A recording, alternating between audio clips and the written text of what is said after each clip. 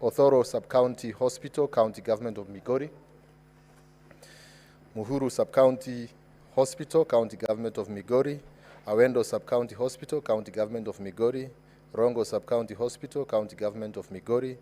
Onyani Sub-County Hospital, County Government of Migori. Machakos Level 4 Hospital, County Government of Machakos. Matu Level 4 Hospital, County Government of Machakos. Kathiani Level 4 Hospital, County Government of Machakos. Mutituni Level 4 Hospital, County Government of Machakos, and Kangundo Level 4 Hospital, County Government of Machakos. Mr. Speaker, sir, I beg to lay. The Chairperson, County Public Investments and Special Funds.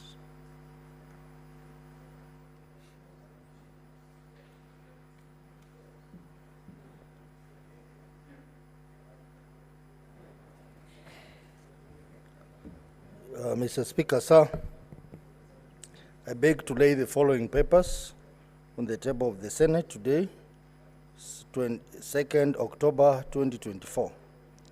Reports of the Select Committee on County Public Investments and Special Funds on its consideration of the audit report for water service providers for the financial years 2018-2019, Volume 6, 2019-2020, Volume 7, and 2020-2021, Volume 9. Thank you, Mr. Speaker. Senator Moses Kajwang.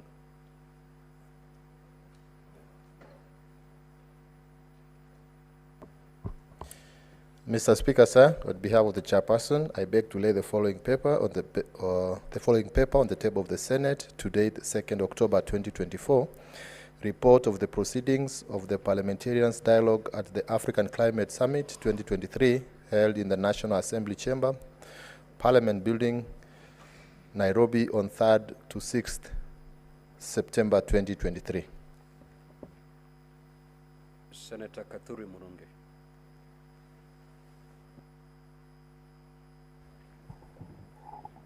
Mr. Speaker, sir, I beg to read the following paper on the table of the Senate today, 2nd October 2024.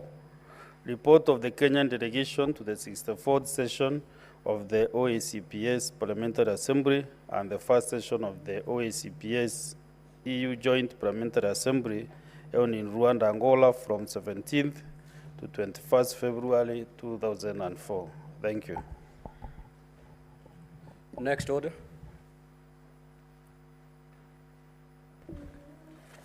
Order number 6, notices of motion.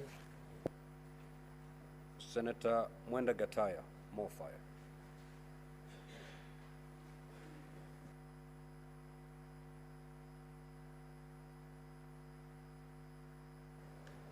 Thank you, Honorable Speaker. Mr. Speaker, I beg to give a notice of the following motion that aware that the waste management in cities, towns, and urban areas in Kenya has clearly stood out as one of the greatest challenges to the well-being of urban dwellers, particularly those living near dump sites, in infringing their right to a clean and healthy environment as provided for under Article 42 of the Constitution and Section 3 of the Environmental Management and Coordination Act, noting that most of the developed countries and some countries in Africa are managed to sufficiently deal with the use of waste management in their cities, towns, and urban areas, making them attractive to the residents and investors from other countries, and significantly reducing the risk of diseases caused by poor sanitation. Concerned that if proper waste management mechanisms are not put in place, the increased population in cities, towns, and urban areas in Kenya will worsen the situation, considering the culture displayed by most Kenyans in waste disposal.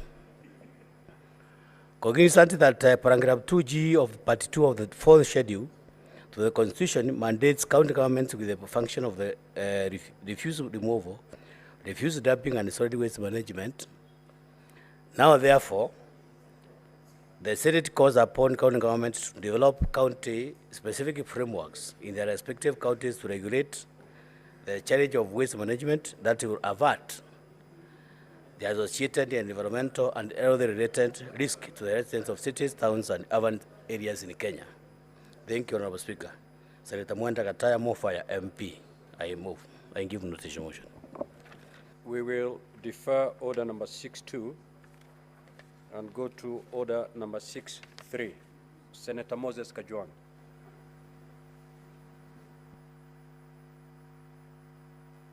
Senator Lelegwe, I'm told you're holding brief for Senator Moses Kajwang.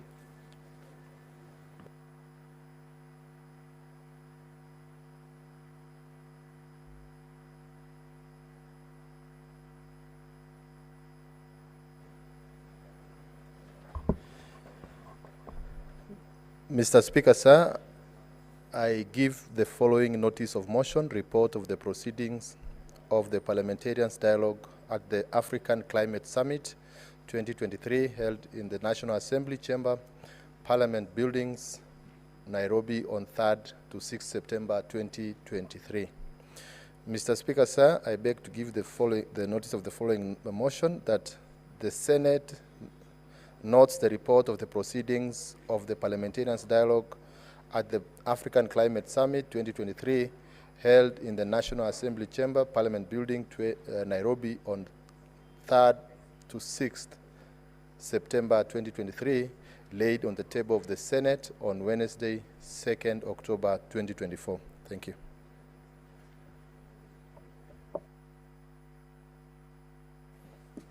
Senator Kathuri Murungi. Mr. Speaker, I beg to give notice of the following motion, that the Senate notes report of the Kenyan delegation to the 64th session of the Organization of African, Caribbean, and Pacific States, OACPS, Parliamentary Assembly, and the first session of the OACPS, European Union Joint Parliamentary Assembly, held in Rwanda, Angola, from 17th to 21st February 2024, laid on the table of the Senate on Wednesday, 2nd October 2024. I thank you.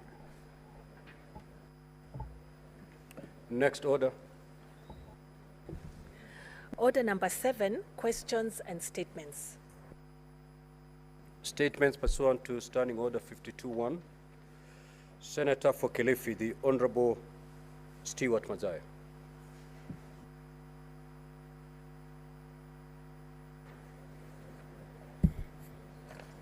Thank you, Mr. Speaker. I thank you, Mr. Speaker.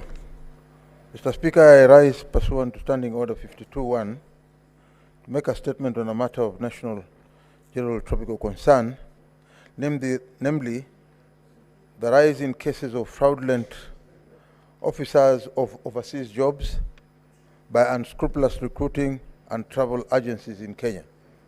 Mr. Speaker, sir, since last year, Kenya has experienced a disturbing increase in the increase of job fraud, leaving many desperate job seekers vulnerable to unscrupulous schemes.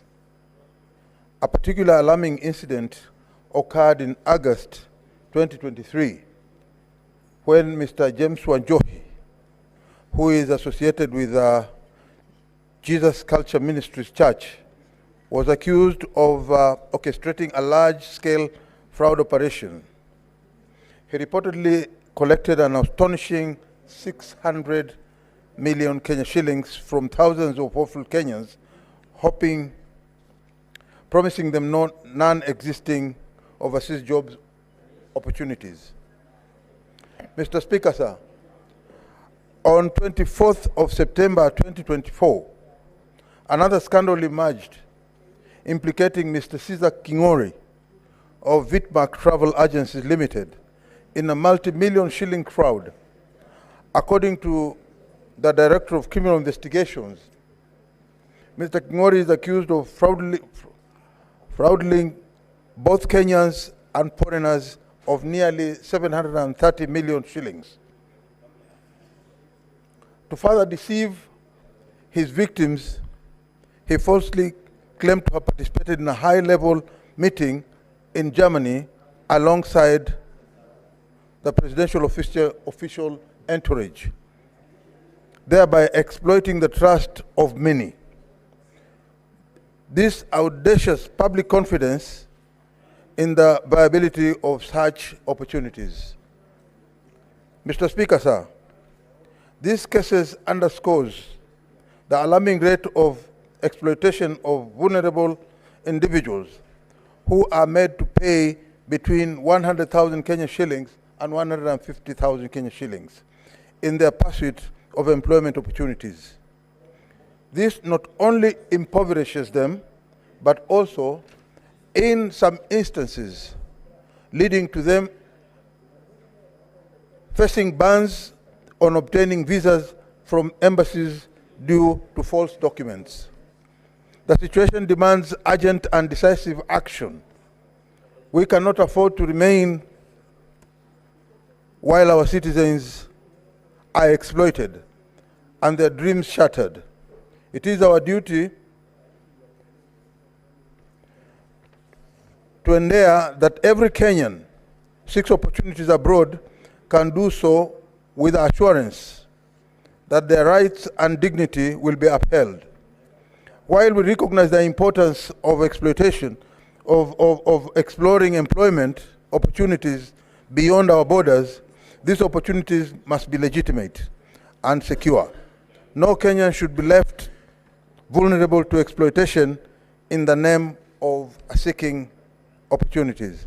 Mr. Speaker, sir, finally, the government, through relevant agencies such as the Ministry of Labor and Social Protection and the Ministry of Foreign Affairs, must intensify enforcement measures in combating these fraudulent actors and ensure that the legitimate channels are used to get overseas employment.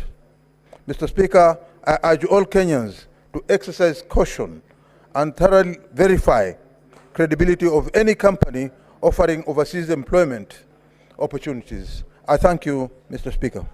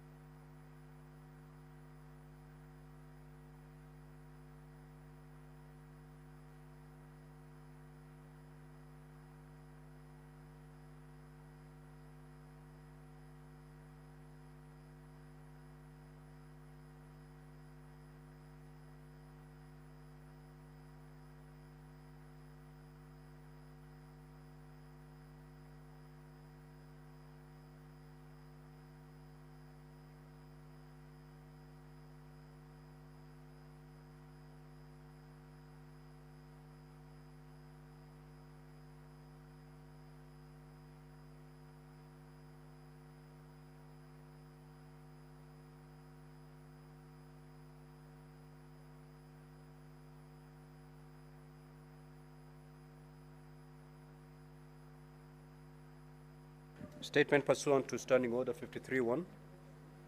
Senator Kathure Murungi.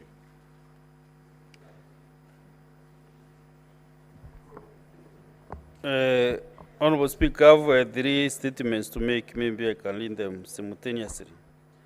Mr. Speaker, sir, I rise pursuant to Standing Order 53-1 to seek a statement from the Standing Committee on National Security, Defense and Foreign Relations regarding the escalating tension and violence attributed to a land ownership dispute in Kirunyu area in Igembe Central Constituency. In the statement, the committee should, 1, investigate the report on the causes of the long-standing land ownership dispute in Kirunyu area of Adiro Rojene Ward in Igembe Central Constituency, Meru County, which has a heightened tension between the disputing parties and resulted in the death of Mr. Morris Kimathi Ntwatingo, ID number 2061144, and Mr. Robert Muidhare Mutuma, ID number 3490690. Number 2, provide a status update on investigations with the demand of Mr. Ntwatingo and Mr. Mutuma, stating whether any person has been apprehended, charged, and prosecuted. And number 3, explain actions taken by the government to quell tension between the disputing parties and to permanently resolve the land ownership dispute. The second statement, Mr. Speaker, sir, I rise pursuant to Standing Order 53-1 to seek a statement from the Standing Committee on National Security, Defense and Foreign Relations regarding the ongoing banditry attacks in Igembe North constituency, Meru County, which have claimed the lives of actually 5 residents and 2 police reservists from Amwadi Ward. In the statement, the committee should provide reasons for the persistent banditry attacks despite various promises and assurances from the Ministry of Interior and National Administration to end these menaces and to restore peace to the residents of Meru County. Number 2, clarify whether the ministry has assessed the impact of these recurring attacks on the residents, including the disruption of their daily activities and way of life, as well as the socioeconomic, cultural, and political consequences. Number 3, state the interventions made by the ministry to support residents affected by the ongoing banditry. And number 4, outline the mechanisms being implemented to permanently restore peace and order in the region and to build public confidence in the security apparatus. And the last one, Mr. Speaker, sir, I rise pursuant to Standing Order 53-1 to seek a statement from the Standing Committee on Land, Environment and Natural Resources regarding the reported cases in Kirangondo Ward, in Igembe East Ward, and Igembe East Ward in Igembe Central constituency in Meru County that has caused 1 death, several injuries, loss of livestock, and destruction of property. In the statement, the committee should, 1, investigate the circumstances surrounding the escape of Fondre from the natural habitat, specifically Meru National Park and Ngaya Forest, without the knowledge of the oversight of the Kenya Wildlife Service officers, outlining the measures that have been implemented to address any identified gaps and prevent similar incidents in the future. And 2, state measures the KWS has put in place to mitigate human-wildlife conflict in the area, and whether there is any infrastructure in place to facilitate timely reporting of wildlife attacks to KWS, ensuring a rapid response to such incidents. And 3, outline measures in place by the State Department of Wildlife to ensure that crimes made by victims of wildlife, human-wildlife conflict are processed efficiently and promptly, compensating and allowing victims to restore their livelihoods and return to their usual way of life. Thank you, Mr. Speaker. But, Mr. Speaker, as I read my statements, my colleague here, Senator Chalege, made a lot of noise. I was like reasoning to myself. It's only that I could not interrupt my statement, Honorable Speaker. Senator Fernande, you're cautioned. Senator Gloria Oroba, that statement is dropped. In fact, the 2 statements, they're dropped. Senator Richard Onyonka.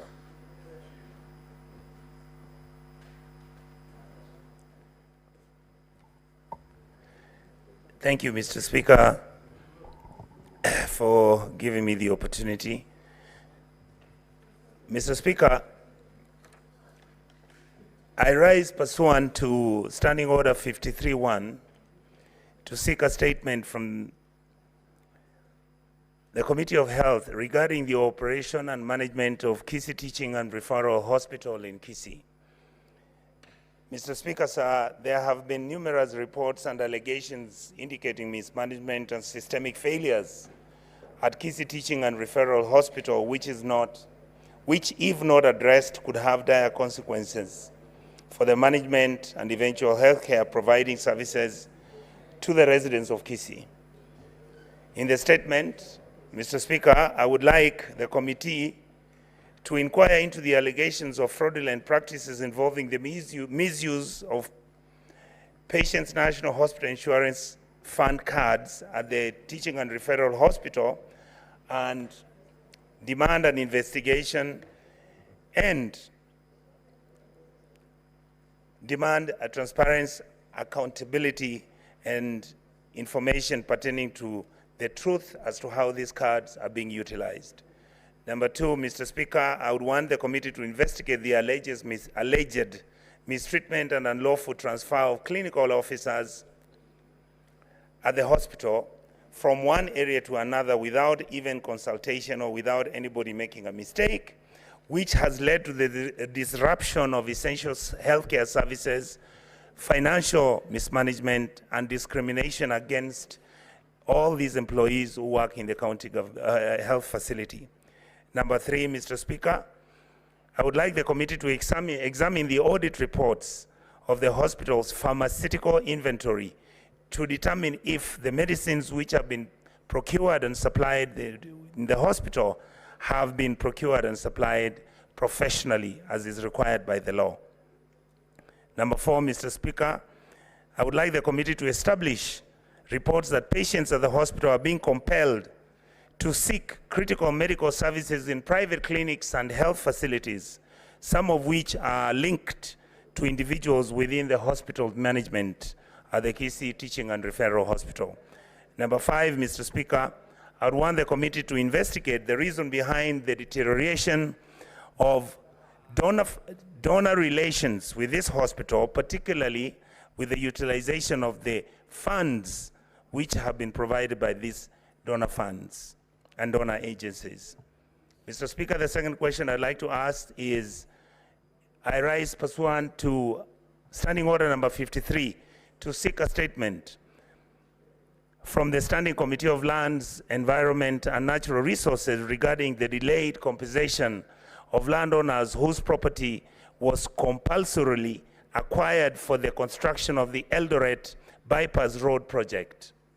Mr. Speaker, the Kapchorwa, Swam, Kitale and Eldoret Bypass Road is a project that has been done by a multi-agency and departments of government that provide an important link between Uganda and Kenya. However, Mr. Speaker, the families who owned this land and had acquired it paved way for the project to continue, and as a result, they were offered and informed that they would actually be compensated. Mr. Speaker, that did not happen. I would like, therefore, to make a request that we seek the National Land Commission to make sure that they can explain to the Committee of Lands in this House why these individuals have never been compensated for the last 9 years. This delay has severely disrupted the livelihood of these landowners, causing significant financial strain on the affected families because some of them, Mr. Speaker, moved from their lands where they actually went, bought other land which they were not able to pay the full amounts, and now they're being asked to make sure that they vacate the land which they had bought. In the statement, Mr. Speaker, I would like the committee to investigate claims of undue delay in the compensation of these families around the Eldoret Town Bypass Road project, whose properties were compulsorily acquired. Number two, Mr. Speaker, I would like the committee to explain the reasons for the partial payments to some of the families and leaving out others outside. And I would like the committee to find out the criteria which was used by the National Land Commission in the selection of the individuals to be compensated and confirm whether this was done transparently or otherwise. Number four, Mr. Speaker, I would want the committee to examine allegations that the National Land Commission disobeyed court orders and transferred land to the Kenya National Highways Authority without providing full compensation to the owners who were supposed to be compensated within the law. Finally, Mr. Speaker, the last point, point number 5, I would like the committee to recommend a review of the procedures and advise the committee to recommend and advise on the review of the procedures used by the National Land Commission on the acquisition and compensation of private land to individuals who may not have the capacity to influence or even change the system that is being used right now. Mr. Speaker, thank you for giving me that opportunity. Thank you.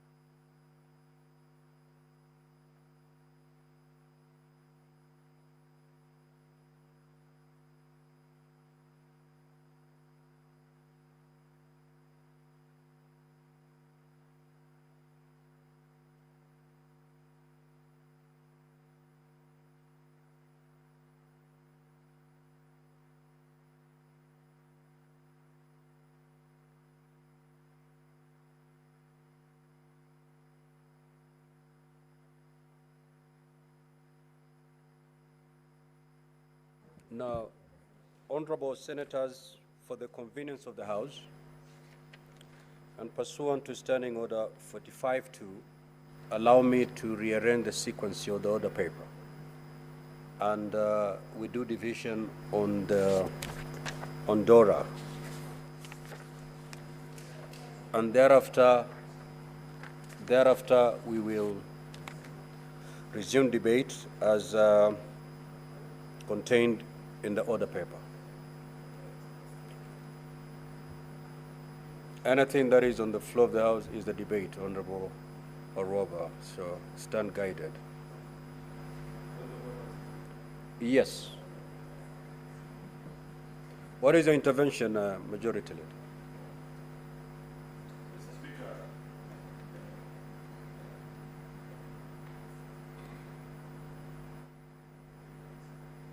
I use it. Oh, okay. Mr. Speaker, I have a matter of concern that perhaps you may need to guide us as a House, and maybe you will tell us how you want us to proceed. But I'm aware that there is a matter presently before the National Assembly which may or may not find its way to the Senate. Previously, there have been findings in court against senators for utterances that they made before the matter got to the Senate. Therefore, I'd wish to request your good office to guide senators on how to conduct themselves in the next few days in relation to that very matter that is before the Assembly. Otherwise, Mr. Speaker, because I have seen colleagues, some publicly take positions this way or the other on this matter, yet there's a Court of Appeal decision against one of our colleagues actually here in 2015 on something that they just said about an impeachment proceeding before it got to this House. And the court was able to find that indeed that particular senator was prejudiced even before hearing the matter. Would you perhaps guide us on how to behave, Mr. Speaker, so that we know how to behave, where to go, where not to go, and so many other things, Mr. Speaker. I thank you. Thank you, Majority Leader. I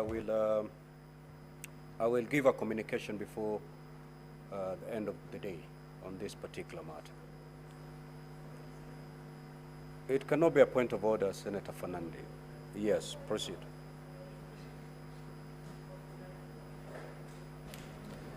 Mr. Speaker, while the issue that has been raised by Majority Leader is of weighty concern, but under the law there is what we call fair comment. Mr. Speaker, it is judicially noticed that your counterpart in the National Assembly and his deputy have taken a position on the matter that is active before them. So even as you consider your ruling, you should also be able to guide us, because the umpire of the arbiter neutral House, who should be neutral, have already taken a position on that matter. So, Mr. Speaker, even as you rule on it, there is also the principle of access to information, fair comment, and freedom of media.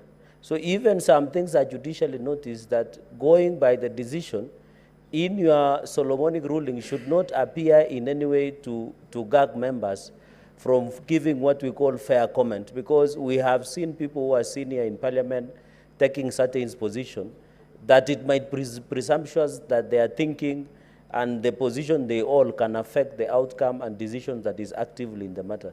So, Mr. Speaker, while that needs to be guided and decision has been made in a court of law, I don't think the intention, the proper reading of the ruling of Supreme Court was not in any way to gag members, but of course to try and avoid the principle of sub judice, as well as in the principle of res judicata in matters that have already been stopped by a court of law and Parliament. I thank you, Mr. Speaker.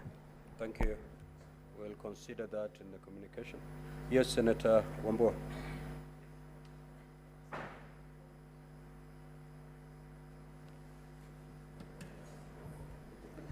So I thank you, the Speaker, and I've heard what my brother, my colleague, Senator Cheriot, has asked from the chair. Speaker, my only worry is one. We are actually anticipating debate. This matter is not before us. Nobody even knows whether this matter will come before us. As things stand now, we're just hearing things happening in the National Assembly. There is no guarantee that this matter will come before the Senate. Speaker, the only thing that I would ask you to consider in your direction is the fact that this is a matter that is happening in the public space.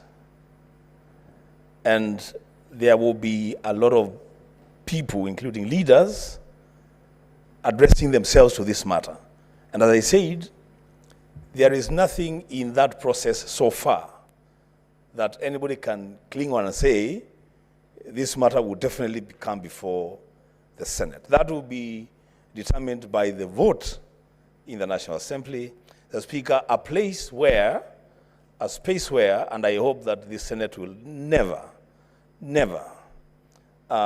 go down to that level, where a speaker waiting to sit on a matter and the deputy would pronounce themselves on the outcome of a matter.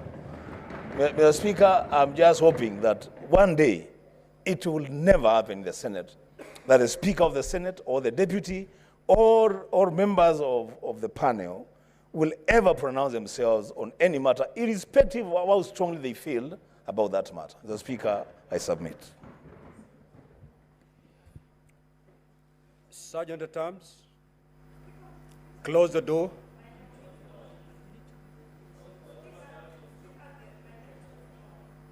We will come back to you once we are done with the division. Clerk, proceed to read the two orders.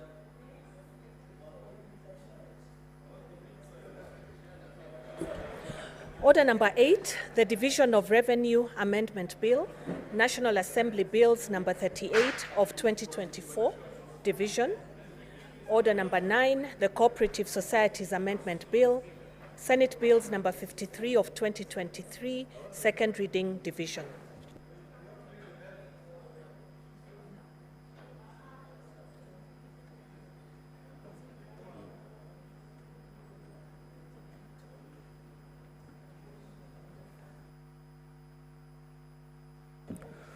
Sergeant at Arms, I'm informed that there could be senators in the lounge wishing to come in.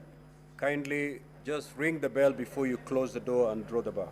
Ring the bell for 2 minutes. For 2 minutes.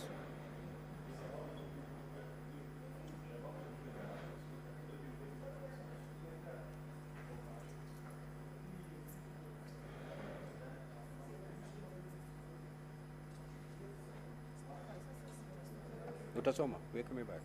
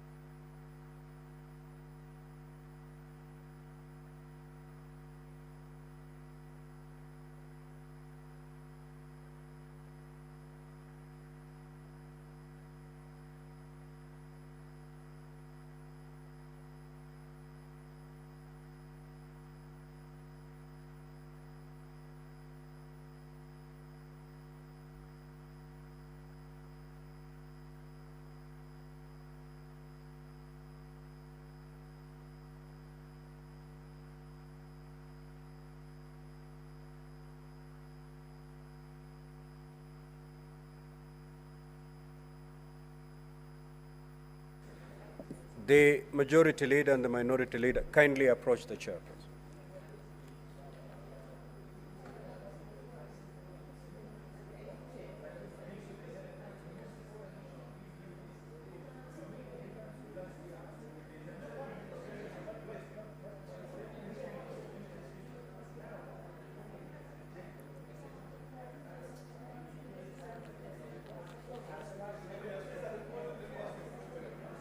Majority leader and minority leader.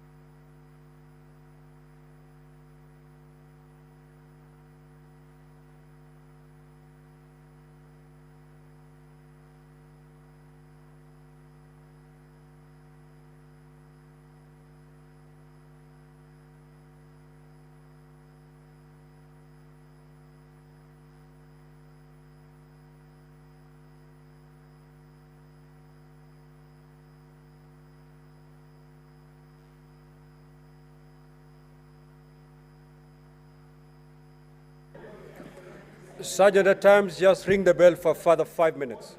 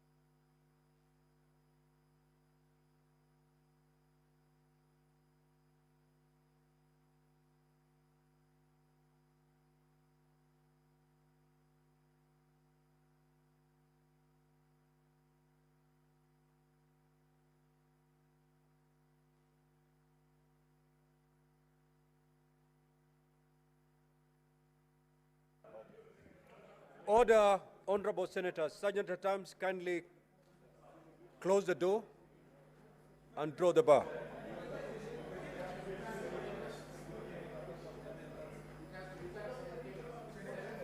Honorable senators, please take your seats.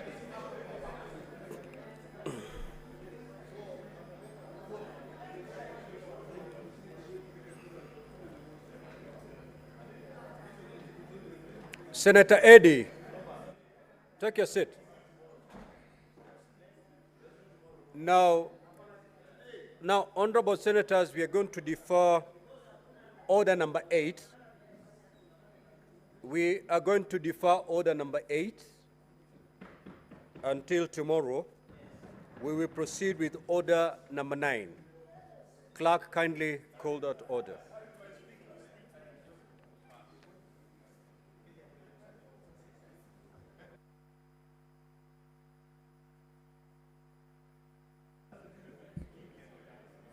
So, honorable senators, this is how we're going to proceed. This order has already been called out. It is the Cooperative Societies Amendment Bill, Senate Bills number 53 of 2023. That is the bill that is up for division now. I will ask you to pull out your delegate cards from the units, and then Sergeant at Arms, go around and pick any card that is unattended.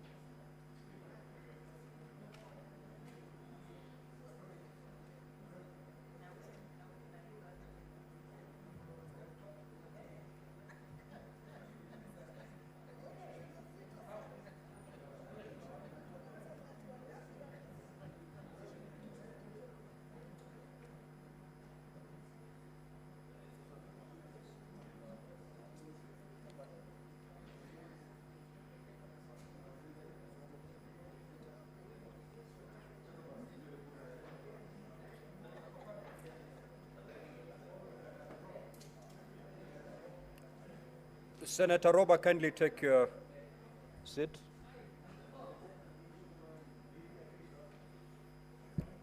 Now, honorable senators, I will now put the question.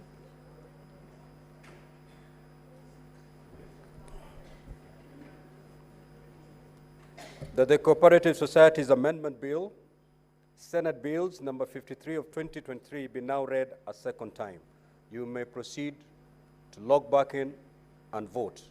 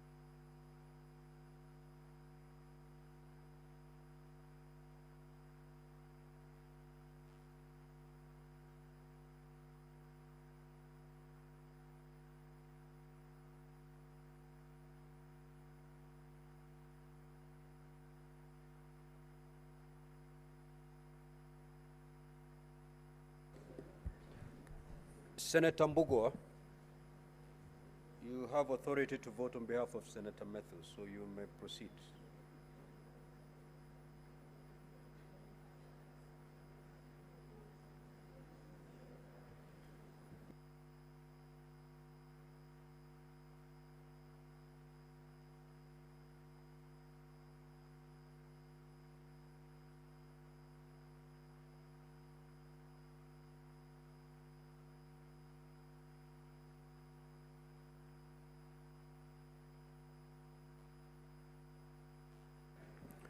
Senator Agnes Muthama, kindly proceed to the dispatch and cast your vote.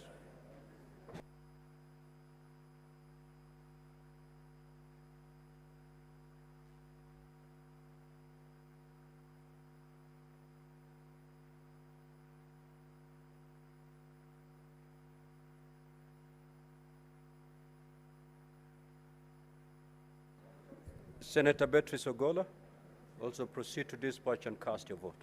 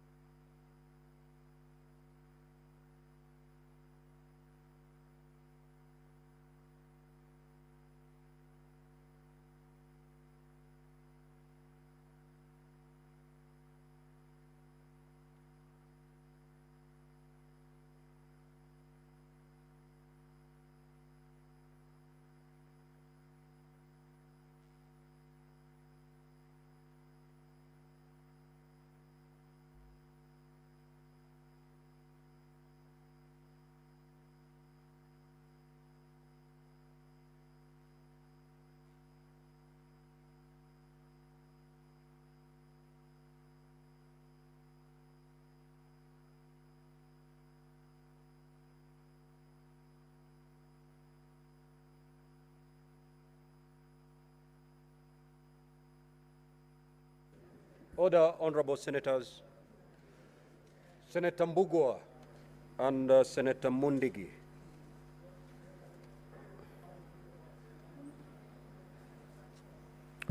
So the result of the division is as follows. Ayes 30, nays 0, abstention 0. So the ayes have it. A bill for an act of parliament to amend the Cooperative Societies Act and for connected purposes.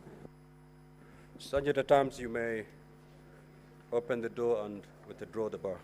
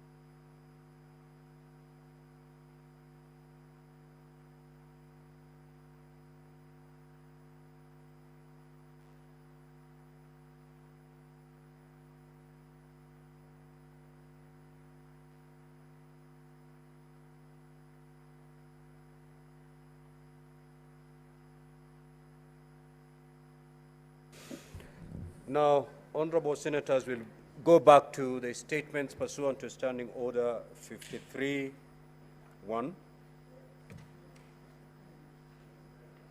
There are two statements that have been dropped, statements sought by Senator Gloria Oroba. Having given or having explained herself to the satisfaction of the chair, I will allow her to proceed to read her two statements.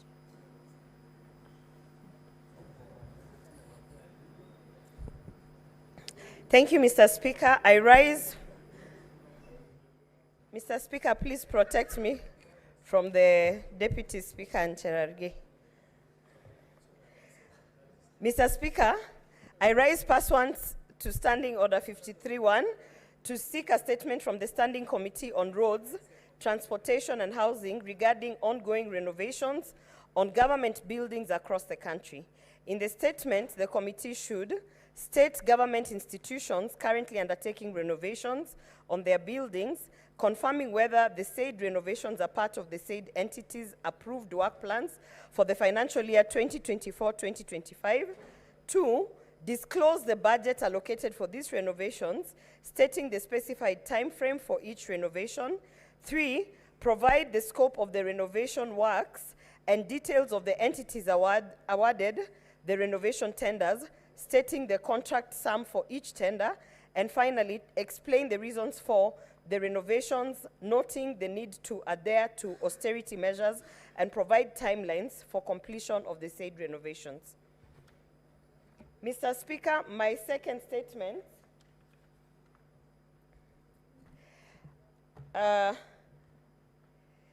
Mr. Speaker, this is my request for a statement on operations of the social media platform X Corporation, formerly Twitter, in the country.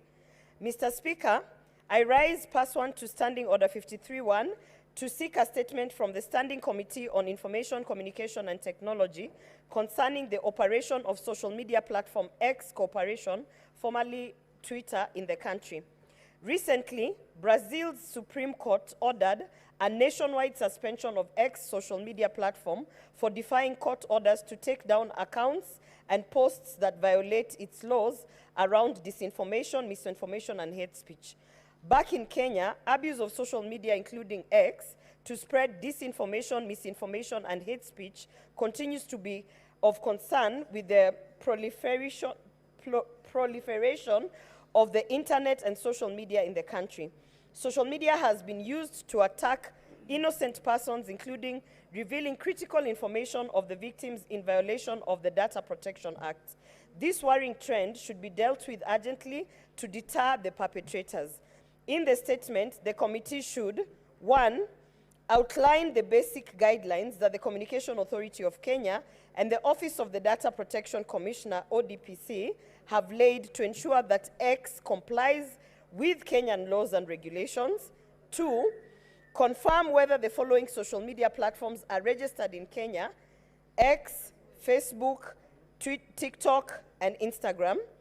3, state the measures in place to ensure victims of abuse of social media have access to customer care services within the country, where they can report the case of misuse of social media perpetrated through social media platforms available in Kenya. Thank you, Mr. Speaker.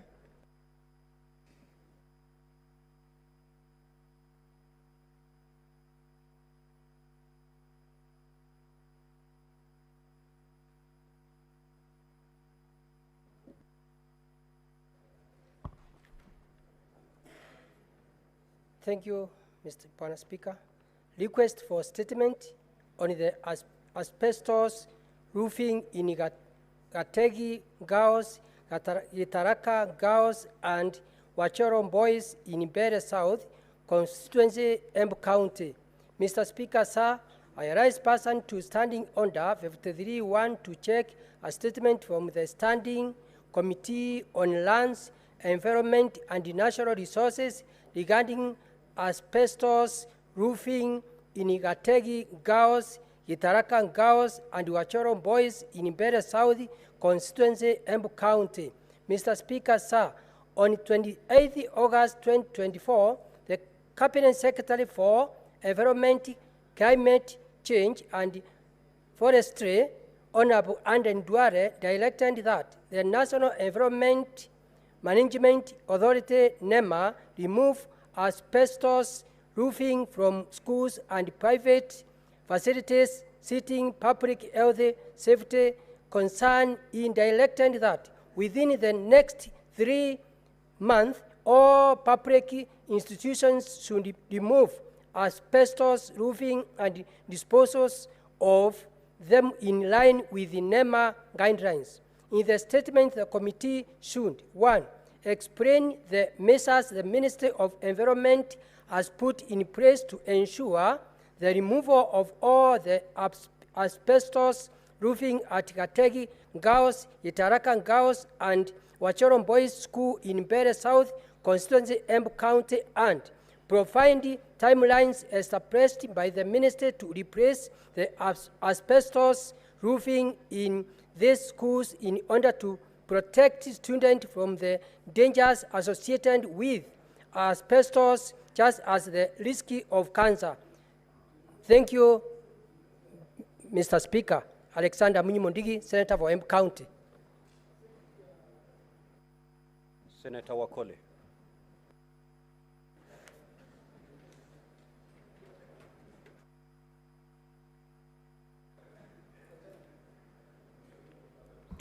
Thank you, Mr. Speaker, sir.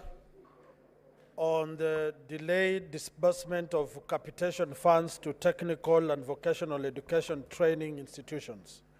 Mr. Speaker, sir, I rise pursuant to Standing Order 53-1 to seek a statement from the Standing Committee on Education regarding the delayed disbursement of capitation funds to technical and vocational education training institutions.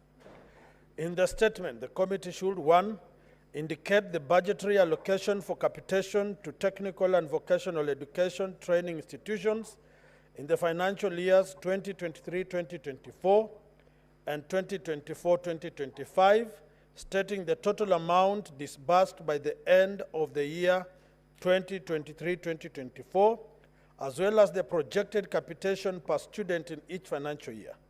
2, state when the last disbursement of capitation funds was made to TVET institutions, indicating the period to which the disbursement related. 3, explain the current delay in the disbursement of capitation funds, indicating when TVET institutions should expect to receive their arrears. 4, outline the steps taken by the Ministry of Education to ensure that TVET institutions remain fully operational and continue to pay their workers and suppliers without delay, which in some cases persists for months. And 5, state measures put in place by government to ensure that such delays are resolved and do not recur. Senator Wafula Wakoli, Senator for Bungoma County. Thank you, Mr. Speaker, sir. The second statement by Senator Wakoli is deferred. Senator for Isiolo County, Senator Fatuma Dulo.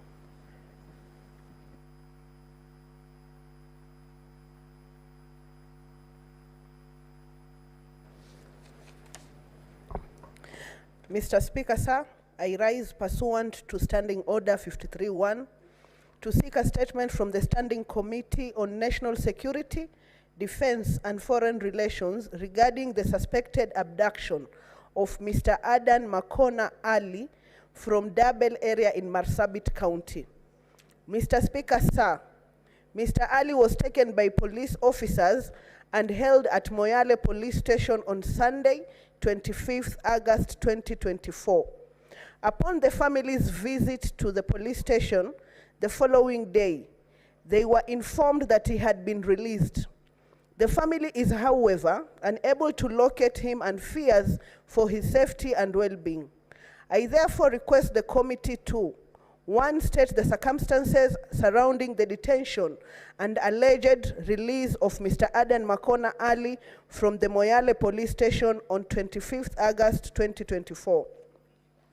2, outline the actions taken by the police so far to locate Mr. Ali, clarifying whether the National Police Services, NPS, will undertake further investigations into the matter, to determine the culpability of police officers in his disappearance, and if so, provide details on the nature of investigations, and 3, explain steps taken by NPS to ensure that similar incidents are not witnessed again in future. For Senator Fatuma Dulo, SBC MP, Senator for Isiolo County. Senator for Migori County, the Honorable Senator Eddie Okech.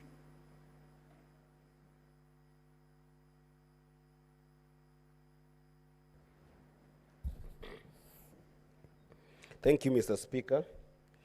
Mr. Speaker, I rise pursuant to Standing Order 531 to seek a statement from the Standing Committee of Finance and Budget regarding the status of pending bills accrued by the county government of Migori.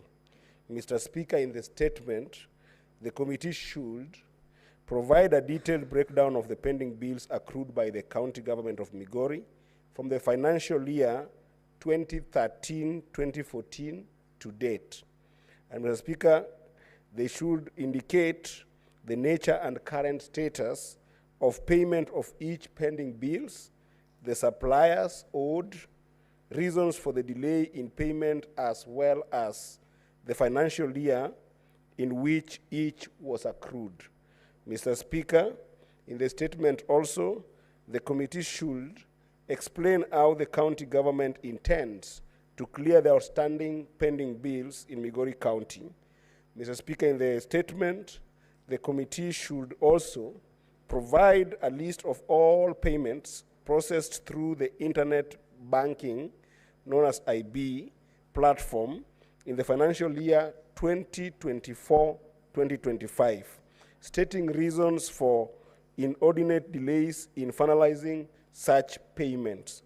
Mr. Speaker, in the statement, the committee should also explain how the county government of Migori has addressed audit queries regarding pending bills highlighted in reports of the Auditor General and the Senate. And lastly, Mr. Speaker, in the statement, the committee should state any measures in place to ensure the timely payment of suppliers of goods and services by the county government of Migori to prevent further accumulation of pending bills in Migori County. I thank you, Mr. Speaker. Senator for Nandi, Honorable Samson Chirange.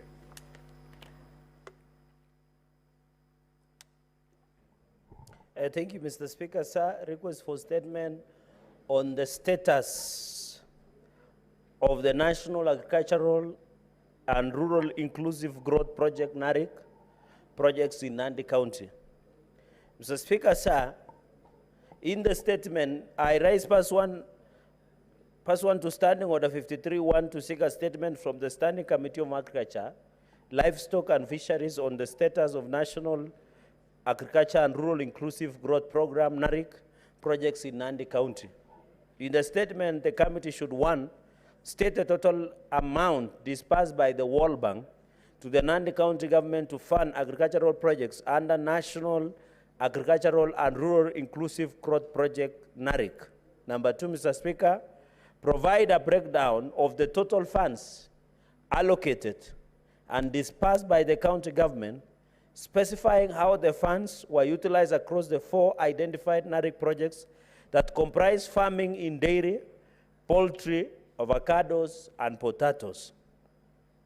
So, Speaker, number 3, indicate the location of the potato farms where the harvested produce is stored and the income generated so far from potato farming in Nandi County under NARIC. So, Speaker, number 4, explain why the county government deviated from the World Bank's requirement that the farms being developed should be those owned by local farmers, instead implementing the projects on government-owned farms like Kaimosi FTC. Mr. Speaker, number 5, clarify why Kenya shillings 100 million allocated for commercial water projects and Kenya shillings 130 million, the commercial water project in Kabiet Ward, and Kenya shillings 130 million allocated for the Coffee Cherry Fund were diverted to Kabiet Dairies project, which already been sufficiently funded by various funders, stating the total amount spent on the dairy project and explain why it has not been completed up to date more than 5 years since inception of the Kabiet Dairies project. Mr. Speaker, I thank you. Senator Beatrice Ogolda. Thank you, Mr. Speaker, sir. This is request for a statement on claims of unfair labor practices at Sukari Industries in Dewa Sub-County, Homa Bay County. Mr. Speaker, sir, I rise pursuant to Standing Order 53-1 to seek a statement from the Standing Committee on Labor and Social Welfare regarding claims of unfair labor practices at Sukari Industries in Dewa Sub-County, Homa Bay County. In the statement, the committee should, 1, state the number of drivers in the company who are mandated to collect, transport, cane, and how many hours they work per day. 2, explain whether they are compensated for the extra hours whenever they work overtime, in line with the Employment Act 2007, and whether such overtime hours worked comply with the Section 27 of the said Act.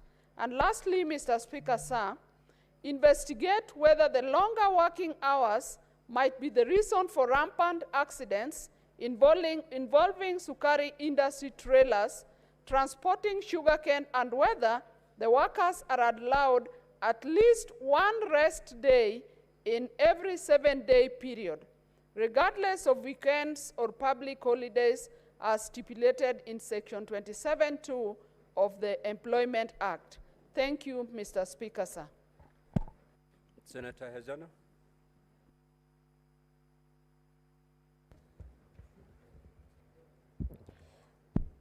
Thank you, Mr. Speaker. And this is a request for a statement on the status of the Yamo Dam in Maralal Township in Samburu County. Mr. Speaker, sir, I rise pursuant to Standing Order 53-1 to seek a statement from the Standing Committee on Land, Environment and Natural Resources regarding the status of the Yamo Dam in Maralal Township in Samburu County.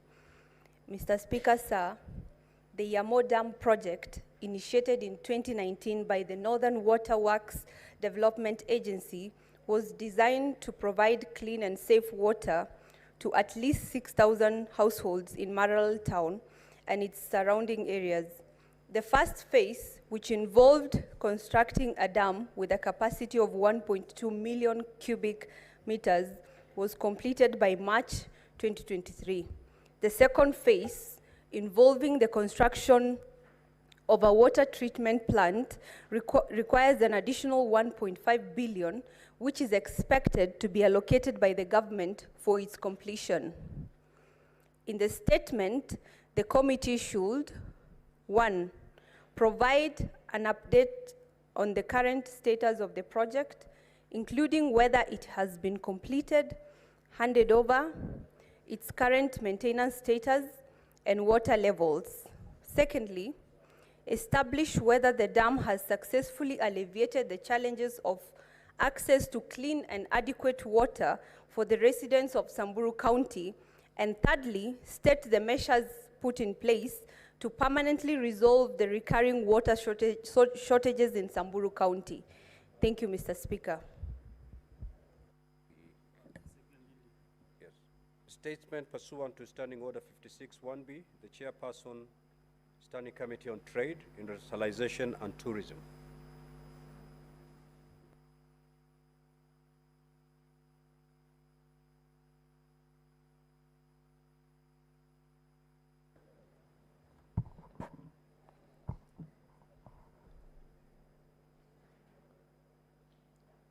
A statement relating to the activities of the Standing Committee on Trade, Industrialization and Tourism, pursuant to Standing Order 56-1B for the period between April to August 2024.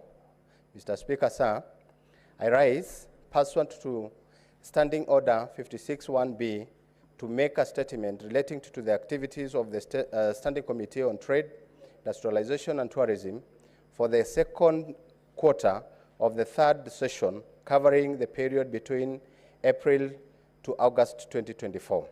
During the period under review, the committee held 32 sittings, during which it considered 8 statements, 1 petition, and 4 bills. The committee also undertook 1 report retreat in Machakos County and considered the schedule of amendments from the National Assembly on the County Licensing Uniform Procedure Bill, Senate Bill number 9 of 2022. Attached at this statement is a schedule of legislative business considered by the committee. Mr. Speaker, sir, during this period, the committee concluded the report on the 3 bills. 1A, the Street Vendors Protections and Livelihood Bill, Senate Bill number 41 of 2023. B, the Cooperative Society Amendment Bill, Senate Bill number 53 of 2023. And C, the Schedule of Amendment of the County Licensing Uniform Procedure Bill, Senate Bill number 9 of 2022. The bill was assented by the President on the Thursday, 27th June 2024. The committee held a consultative meetings with the Cabinet Secretary, Ministry of Investment, Trade and Industrialization on the legislative business under the ministry. The committee also invited the Principal Secretary in the Ministry of East African Community on the arid and semi-arid lands, the regional development, to respond on statements committed to the committee.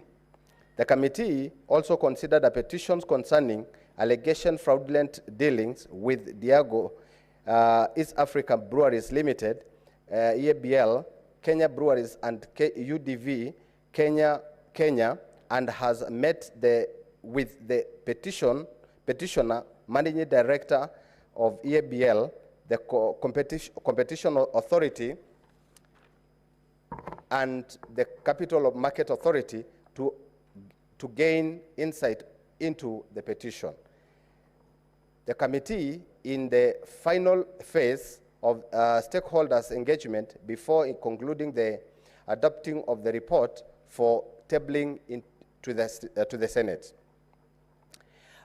As a part of its capacity building, the committee participated in the 7th KIPRA Annual Regional Conference that took place from 26th to 28th June 2024 in Kisumu County, a theme as the future of industrialization in Kenya, pathways to industrialized in the bottom-up economic transformations agenda. The forum enhanced the capacity of the committee on the status and opportunities for industrialization in Kenya, as in the legislative interventions required from the Senate. Mr. Speaker, sir, during the consideration of the statements, the committee observed that there was an increasing number of statements pending before that required the attention of the relevant cabinet secretary in persons. However, due to the recent changes in the government, the cabinet secretary were not available. The committee also therefore scheduled to invite the substantive cabinet secretary following the reconstruction of the cabinet to appraise the committee on the status of the pending statements related to the specific matters or mandates. The committee will prioritize the finalizations of these pending statements on this legislative business before it. The committee will continue with its insight on the counties through scheduled county oversight inspections and networking visits to public engagements to ensure continued implementations of programs and legislative business within its mandate. In particular, the committee will visit the county aggregated industrial parks, tourism facilities, and markets in the counties. Honorable Speaker, in conclusion, I wished to thank the office of the office and the office of the clerk of the Senate for the support according to the committee in its work in executing on executing its mandate. Lastly, I also wish to thank the members of the committee for the diligence and contributions during the committee activities and the committee secretariats for their facilitative responsibility. Thank you, Honorable Speaker. Next is the report from the Chairperson, Select Committee on County Public Accounts. Yes, Vice Chair. Senator Chalagai Samson Kiprotich. Thank you, Mr. Chair. Thank you, Mr. Speaker. I'm reading on behalf of the Chairperson, Senator Moses Kajwang, who is away on official parliamentary duties. And Mr. Speaker, we are enjoying cordial relationship between my chair and vice, unlike what is happening in the country. Statement relating to the activities of the Senate County Sounding Public Accounts Committee pursuant to Standing Order 56-1B for the period commencing April to September 2024. Mr. Speaker, sir, I rise pursuant to Standing Order 56-1 to make a statement on the activities of the County Public Accounts Committee for the period commencing April to September 2024. Mr. Speaker, sir, during the period under review, the committee held a total of 40 meetings. Mr. Speaker, sir, 40 meetings. Mr. Speaker, sir, Mr. Speaker, and you need to protect me from the minority whip. In fact, this is their committee. Mr. Speaker, sir, during the period under review, the committee observed that most counties have consistently failed to meet their own source revenue, OSR, targets in all the fiscal years since the start of devolution. Counties have the potential to generate approximately 200 billion in own source revenue from various streams. The county government budget implementation review report for the financial year 2022-2023 by the Office of the Controller of Budget indicates that the county governments raised 37.8 billion, way below from 200 billion projected by CRA from their sources of revenue, accounting for 65.9% of the annual target of 57.37 billion Kenyan shillings, Mr. Speaker, sir. So, Speaker, sir, it is for this reason that the committee plans to conduct a special audit on revenue collection, starting with Nairobi, Kiambu, and Narok counties. The committee plans to undertake this process in partnership with national, and I hope the Senator of Narok would have sat down to listen to this.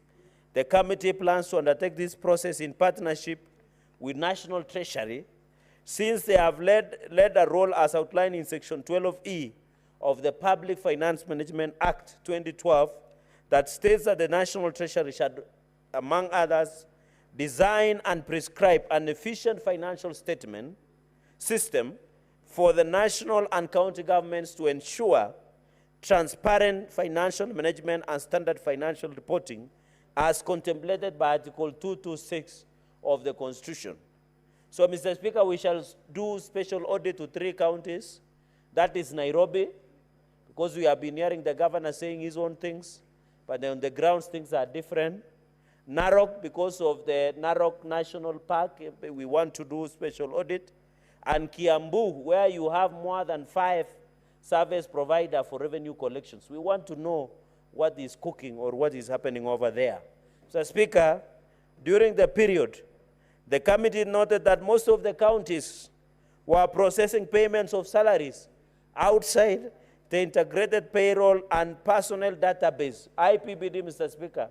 A number of counties, including Nandi, we were able to establish with the scandal of labor in Nandi, Mr. Speaker, which is forming the basis of impeachment of Governor Sang, Mr. Speaker, including even hiring the mother and close relatives, Mr. Speaker. Most of them were being paid through IPPD or payment vouchers, Mr. Speaker. Even Kilifi, we have manual, even Vihiga, even Migori, Kitui, Mombasa, Lamu, and even Narok, Mr. Speaker, a number of them. Even Meru. Meru is worse. I think they are paying it outside IPPD to ensure the side effects of what transpired in this house, Mr. Speaker. We know that the process of issuance, and I would appeal to members that my office, as the office of the Vice Chairperson of County Public Accounts Committee, is always open to share such information with members. Of course, in consultation with my chair, in no way insubordinating or usurping his powers. So, Speaker, this personal file numbers is inefficient and plans to engage the national government, State Department of Public Service, Mr. Speaker, and public service continue to do audit or human resource audit in counties. We would want to know the amount they are being paid and the reports and the number of counties that Public Service Commission do human resource audit. The latest being Nandi, we want to know how much was being used. Mr. Speaker, you can find in April 2023, the workers were 3,000. In April 2024, the workers are 5,000. A growth of 1,500 ghost workers. To prescribe, and we have to COG to prescribe, design an efficient human resource management system to be used by counties through COG. Mr. Speaker, to eliminate human resource-related complexities in counties, the committee pursuant to Article 235 of the Constitution of Kenya has directed the Cabinet Secretary, Ministry of Public Service, Youth and Gender Affairs, develops regulations to provide guidance and clarity to county governments on engagement of casual employees, contracted workers, acting positions, and development of progressive platform for management of county human resource. Colleagues, you have to agree with me that most counties are struggling with labor crisis, and it must be addressed, Mr. Speaker. We were able to establish in Tarakaniti, Mr. Speaker, that the governor had what we call road marshals that were being hired to maintain roads. Mr. Speaker, I'm just stating what is on my report, Senator Ledama Olekina. I'm not debating, I'm just stating what is on the report. I'm giving an example. I'm not debating, Mr. Speaker. Senator Chelagai, Vice Chair, County Public Accounts. Yes, Mr. Speaker. Who are you answering? Because I give you permission. Okay, I should proceed. Sorry, I stand guided, Mr. Speaker. I was using, for example, on this issue of human resource. For example, like Tarakaniti, they had what we call road marshals, in pretext of road marshals, but they are the governor's goons, Mr. Speaker, and we established during our hearings. So there is crisis in issues of labor, including even Vihiga. Mr. Speaker, sir, number 6, the committee also observed there was rampant voiding of payments by county governments. The approved cash plans by controller of budget are not adhered, contrary to Section 22 of the COB Act 2016. The committee recommends the controller of budget to institute mechanisms to enforce compliance of approved cash plans by counties to avoid this what we call rampant voiding payments, Mr. Speaker, and I hope members knows what voiding means. Mr. Speaker, sir, during the interrogation of the reports of the Auditor General on the financial statements for the financial year 2021-2022, an election period, the committee observed that some county entities did not submit or made late submissions of the relevant documents or provided false or misleading information to the Auditor General during the audit exercise, contrary to Section 62 of the Public Audit Act 2015. Mr. Speaker, on this, during election period, we found that people were doing voiding payments even 2 days before the election in August. They were voiding payments, Mr. Speaker, and I think members should note this.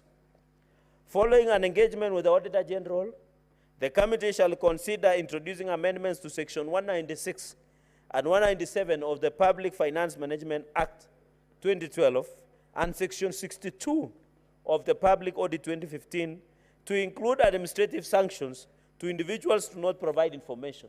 Mr. Speaker, it's worth noting to the committee that ISPAC members who provide information, ISPAC, Mr. Speaker, they are taken what we call cross-professional misconduct, and they are removed by the ISPAC, Mr. Speaker. In conclusion, Mr. Speaker, sir, I wish to thank members of the committee profoundly, including yours truly, for attending more than 40 committee meetings, Mr. Speaker. It's not easy, and it needs hard-working members who work tirelessly, Mr. Speaker. And the dedicated secretariat, courtesy of your office, that usually sit for long hours. Mr. Speaker, we have sat on Mondays, we sit from 8 to 6 p.m. in the evening, transacting serious businesses, because we want to ensure the financial audit review. Mr. Speaker, the committee, it is important I say this. We are trying, Mr. Speaker, to look at the financial years of the sitting governors. For example, in Narok, we are considering financial year 2022-2023 because we don't want to be morticians. We want to be objective, Mr. Speaker. The committee will use various strategies, including subcommittees and merger of financial years, to shift to a more proactive mandate and to ensure the Senate current in its intervention. Mr. Speaker, with those very remarks, I thank you and I beg to lay them.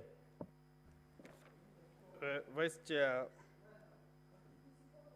next time, because your committee is actually our mandate as senators, is domiciled in your committee oversight, and also to check whether money that we give counties every year, like the discussion we had here this afternoon, we're trying to exchange notes on the way forward.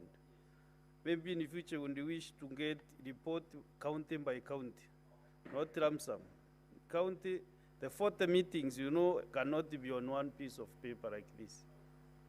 40 meetings. If you examine only 10 accounts for 40 meetings, then you cannot just bring a paper and then give us as a report for all the 47 counties. So we need a report with just details of every county, what has not been done in those specific counties. So I think you can do better than that. Yes, 1 minute. Mr. Speaker, I think what I can say, while I stand guided, through your secretariat, we normally table reports, and in those reports, we give directions and recommendations, but I'm happy we'll try and do a summary version of each and every county. I thank you, Mr. Speaker, but I stand guided. Thank you. There is a statement by the Standing Committee, Chairperson, Standing Committee on Loans, Transportation and Housing, that report is defunct. And then there is the Chairperson, Standing Committee on Land, Environment and Natural Resources. Maybe the chairman has delegated to a member of the committee, no? If not, you also defer that statement. So we go to the next order. Oh, no, there is a statement by the Chair Finance and Budget. Proceed. Mr. Speaker, sir, thank you very much for this opportunity. This is a statement concerning the disbursement of funds to county governments in the present circumstance where there has been a delay in the enactment of County Allocation of Revenue Bill 2024.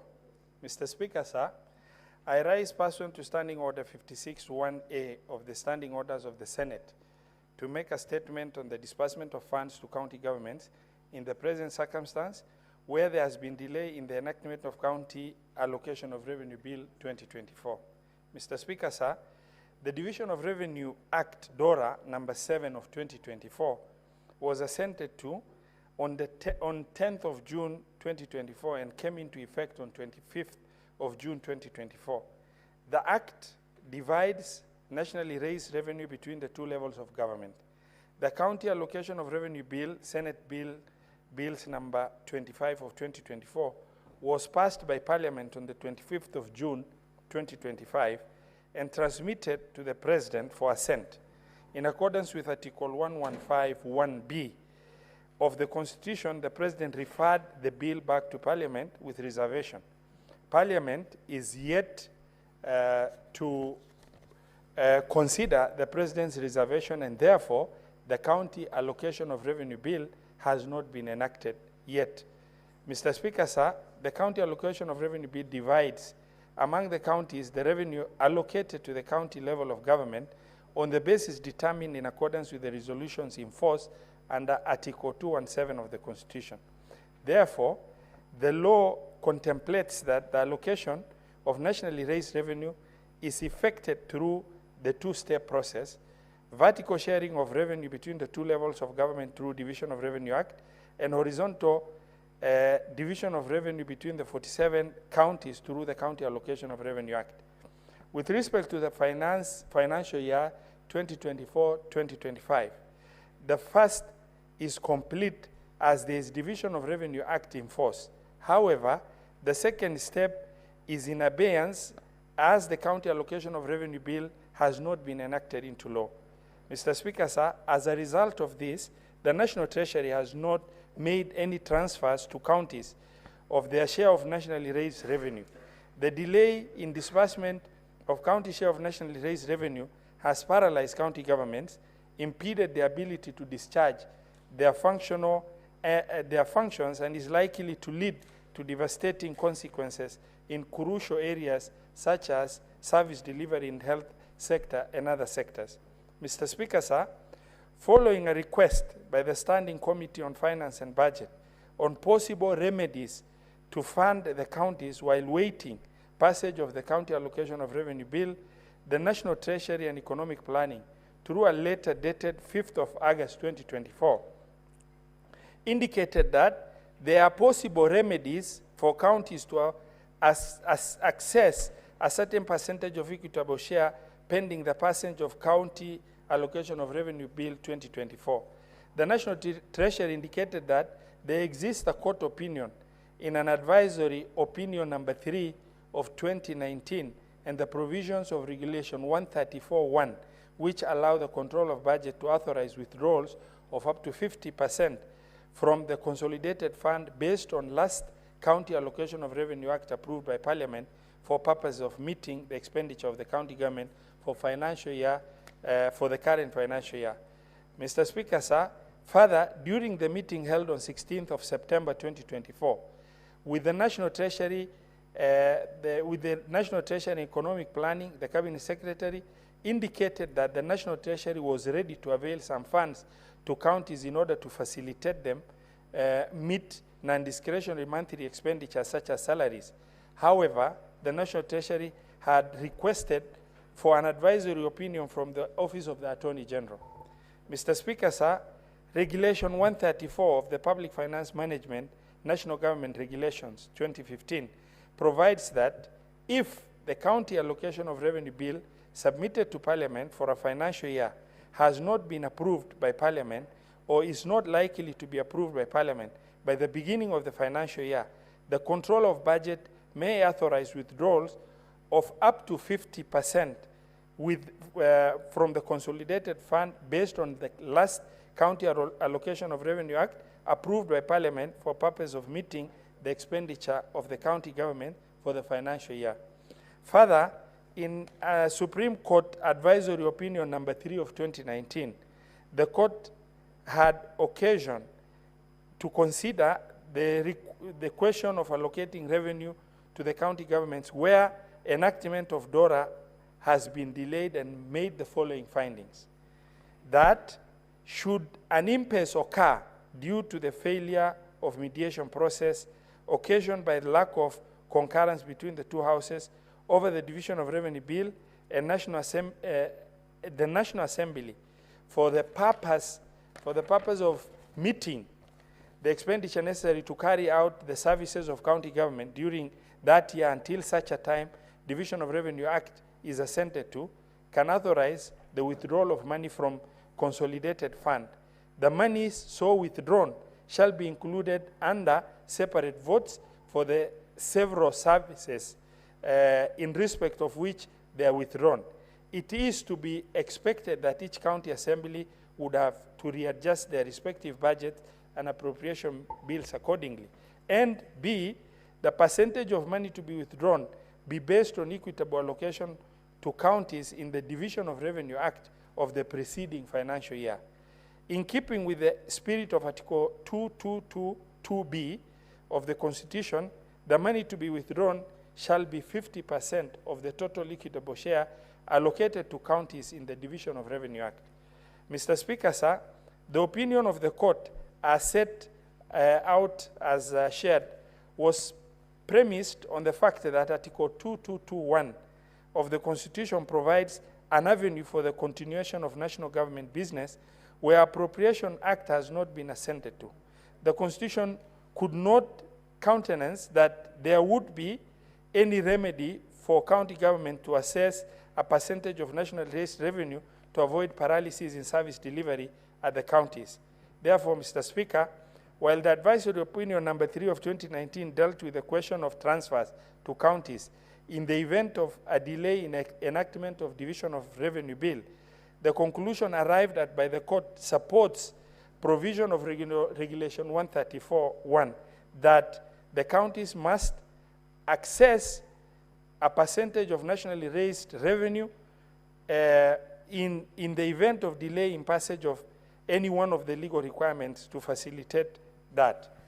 Mr. Speaker, sir, the committee is privy to an advisory that has been rendered by the Attorney General to the Cabinet Secretary for National Treasury and Economic Planning, dated 20th of September 2024, in which the Attorney General canvasses the provisions of Regulation 134.1 of the Public Finance Management National Government Regulation 2015 and advisory opinion number 3 of 2019 and advises the National Treasury as follows: that the applicable law that would allow the disbursement of equitable share to the counties is Regulation 134.1 of the Public Finance Management National Government Regulation 2015.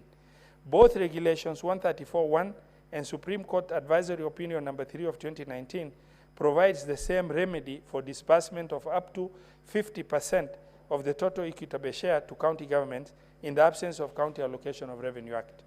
Mr. Speaker, sir, in the light of these provisions of the law canvassed in this statement, the Committee on Finance and Budget has written to the National Treasury and the Control of Budgets to direct, as a matter of utmost urgency, the authorization and withdrawal of up to 50% from the Consolidated Fund based on the last County Allocation of Revenue Act approved by Parliament for the purpose of meeting expenditure for the county government for the financial year.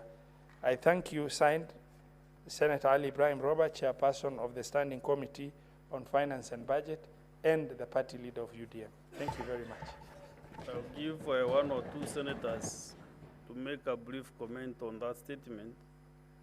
Senator Olekina Redama. Thank you, Mr. Speaker. Mr. Speaker, let me begin by thanking the distinguished senator from Mandera for being very diligent in ensuring that our counties get what is theirs. This Senate, Mr. Speaker, if I remember very well, passed the Division of Revenue Bill, passed the CARA, and the only thing we're waiting for is for the President to assent to CARA. I held an earlier consultation with the Chair of Finance. The only point that I could see that we are differing is that we already have DORA which has already been assented to. So the advisory given by the Attorney General is sound, but I still feel like even that advisory came short of saying the Senate, Parliament, the National Assembly, and the Senate have already passed a law. You cannot bring an argument and say that now because you want to amend a law, you stop operating with the existing law. So, Mr. Speaker, the Cabinet Secretary in charge of Finance really ought to just follow the law and ensure that money is sent to counties. You know, we cannot say we are now setting everything in abeyance until we have a new amended DORA. In fact, this is going to be the first time that people are going to amend DORA. I've sat here, we've never amended DORA. You know, we passed CARA. CARA was passed by the National Assembly. It was just waiting for it to be ascended. So surely, we cannot be sitting here and actually even entertaining a debate of amending DORA. You know, the earlier debate that we had here when that order was called is because we know that this House passed DORA, and the law is in existence. So I don't even know why the Finance Committee entertained having these businesses of saying, let us use Regulation 134. Yet there's an existing Act of Parliament. So, you know, that is the only challenge we have. The only challenge we have, Mr. Speaker. And this is where now we have to argue and to see what will befit us. Is, one, asking ourselves whether, as the law, the Constitution, I believe it's Article 217 or 207, if I'm not wrong, where the share of revenue for the county government shall be released without undue delay or any deduction. Since we passed and we agreed to send 400,001 billion to our counties, if we're having a problem, a shortfall, Mr. Speaker, I don't believe that we are losing the 400 billion. This is going to be now the third quarter or the second quarter. Why don't we release money, and then in the process, if this House and the National Assembly agree to amend DORA, then the money can be reduced. So, Mr. Speaker, apart from arguing that we should use the previous DORA and the previous CARA and also the previous cash disbursement schedule as the law envisioned, let us continue applying the existing law that we passed so that we don't ground our counties to a halt. And you know what is so hypocritical, Mr. Speaker, is that currently the national government is continuing with its own programs. But our county governments are at halt because there's no money being sent to the county governments. So, Mr. Speaker, in summary, I want to beseech my colleagues. Senator Olekina, I request the two senators standing between the chair and the member contributing to learn very fast to your seats. Continue. Thank you, Mr. Speaker, for protecting me. So, Mr. Speaker, I think this statement does not require us really to beg. This statement, it should be really a directive to the Ministry of Finance that the law is there. Use the law.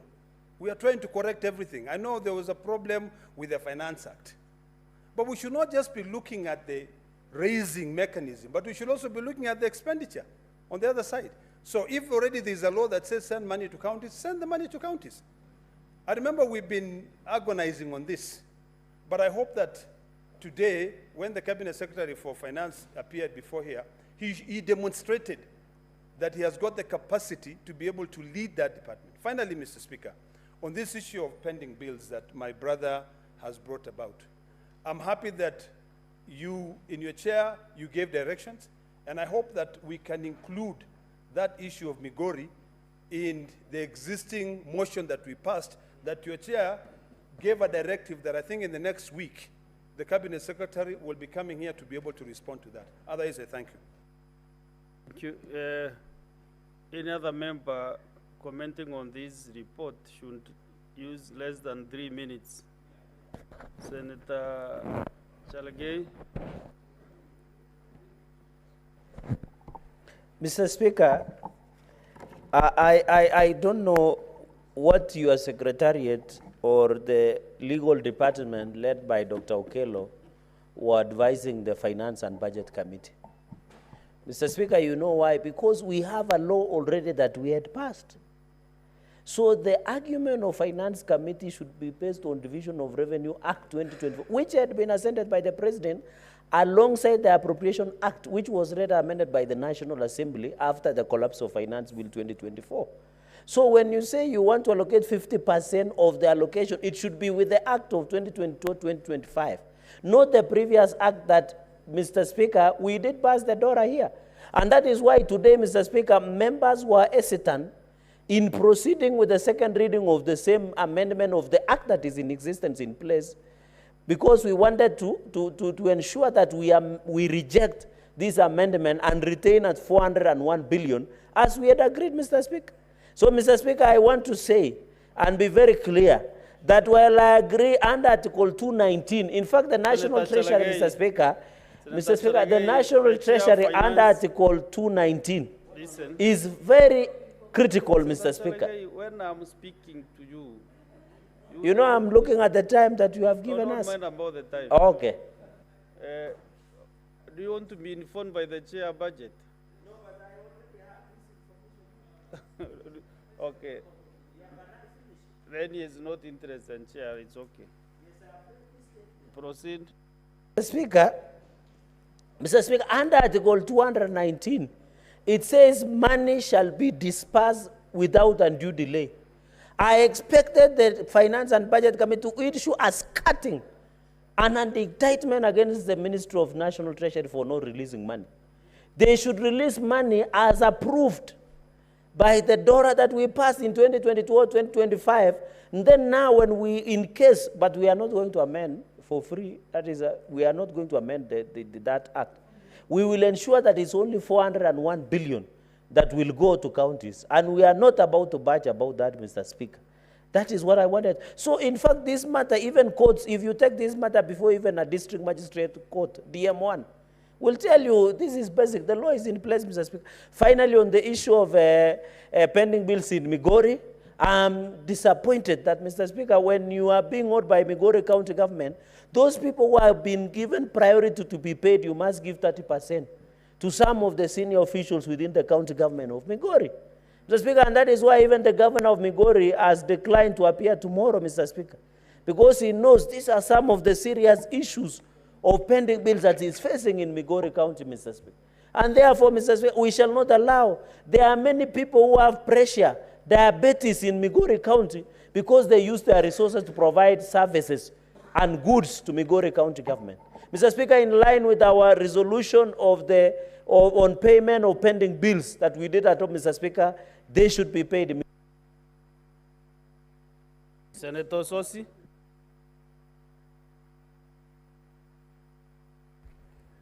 Mr. Speaker, first of all, let me start by thanking the Chair of Finance for the focus on matters to do with the division of revenue and disbursement of funds to the counties. Mr. Speaker, this Senate is very crucial in devolution, as stipulated in Article 96 of the Constitution. But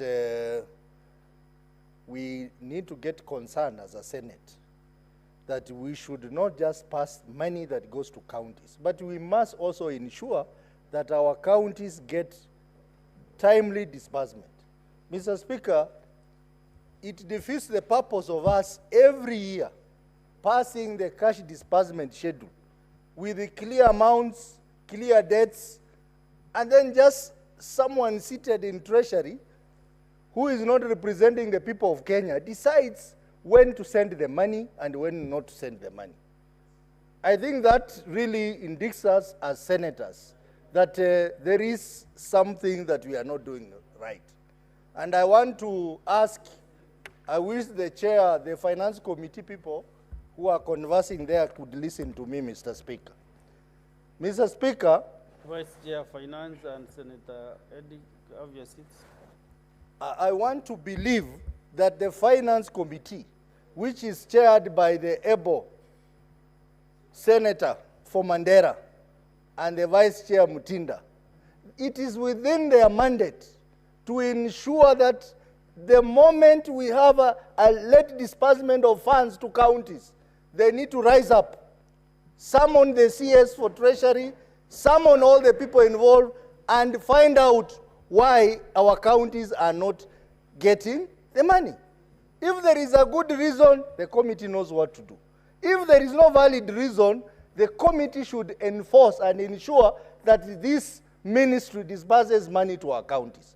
It is painful that our counties can stay 3-4 months without any money. People are not earning salaries, while national government employees are earning. Mr. Speaker, I've just seen on my phone that Kiambu doctors are on strike because they have not earned July, August salaries. Mr. Speaker, these are problems that we expect the Finance Committee working with us as the Senate to ensure that our counties receive money in time.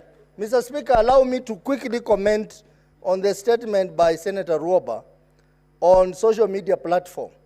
Mr. Speaker, when you read this statement, clearly it tells you that there is a gap in the management of the Data Protection Act and the regulation in this country.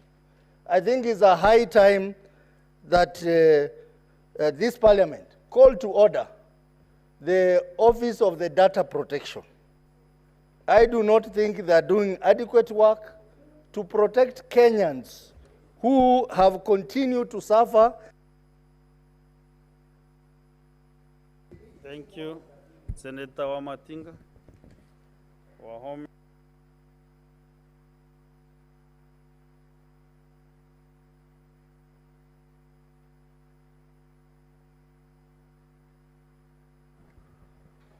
Thank you very much, Mr. Speaker, sir, for giving me this opportunity to contribute on the statement that has been tabled by the chair of the Finance Committee. Mr. Speaker, sir, indeed, we passed the law on dollar. And we are readers who knows that the country has been going through a very challenging situation. I think, Mr. Speaker, sir, on the issue of disbursement of funds, there is no discussion around it, Mr. Speaker. It must be timely, as envisaged, to allow the county governments to be able to plan. But in the same breath, Mr. Speaker, sir, it is also the responsibility of the county governors to be in tandem, working in tandem with the executive, so that the projections that are there can be aligned to the allocations. Mr. Speaker, sir, I would want to commend the governor of Nyeri County because since he took power, we've not had strikes because of unpaid wages. I would also want to commend him, Mr. Speaker, because he's one of the few governors who've managed to sort out the issue of pending bills. Why, Mr. Speaker? It is a question of setting out the right priorities, knowing what money to allocate where, and knowing what money to spend at what time. Mr. Speaker, sir, it is not lost to us as senators that our role to do oversight in the county government and the expenditure of resources have been very heavily hampered by the fact that we are underfunded and, to say the least, Mr. Speaker, that our functionality as oversight people has not been quite effective because of inadequate facilitation. But, Mr. Speaker, sir, we as the leaders of this country, we are not lost that this country, like many other countries globally, have been going through a lot of challenges. One of the things that is called, Mr. Speaker, for readers is to sit down and see the situation as it is and adjust correspondingly. Mr. Speaker, sir, some counties, they have huge pending bills, not because they do not get their disbursement timely, but because they set their priorities right. It is known, Mr. Speaker, that once a new governor is elected, he does not give priority as it's supposed to be to the first charge, that is the pending bill, but they take advantage to give their friends, their colonies, their preferred contractors and suppliers contracts so that they can be able to make some money. Mr. Speaker, sir, if we address the issue of governance alongside the issue of disbursement of funds, and we ensure that the money that has been disbursed is also used prudently, we will not only cure the problem we have with the pending bills, we will also ensure that no employee goes unpaid because it is a question of priority. Mr. Speaker, sir, it does not come as a surprise to see governments in the county and also at the national level repairing roads and buildings while wages remains unpaid. Senator Hedy Okech.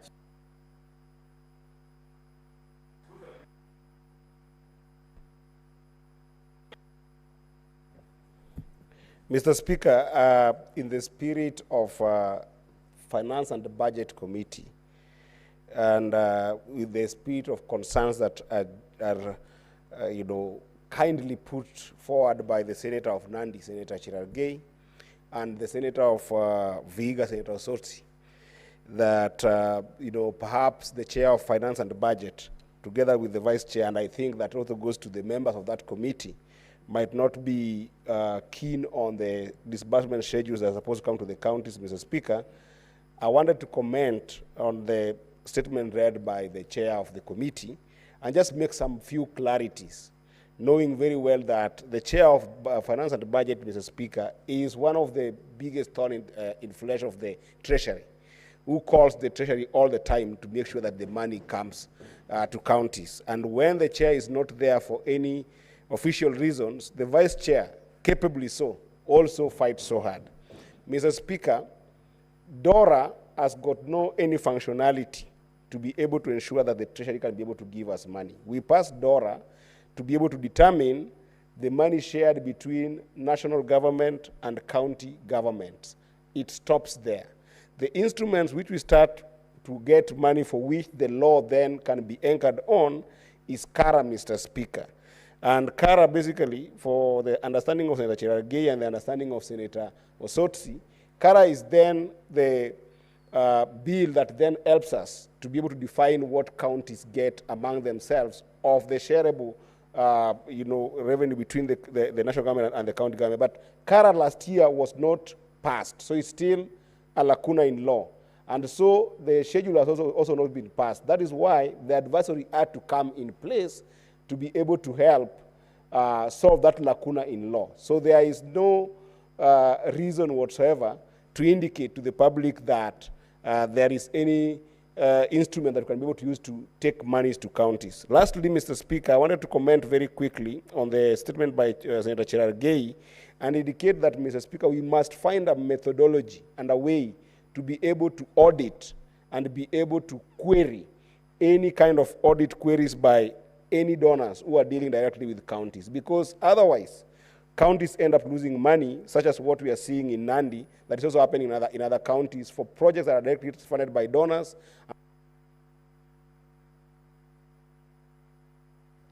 Next on.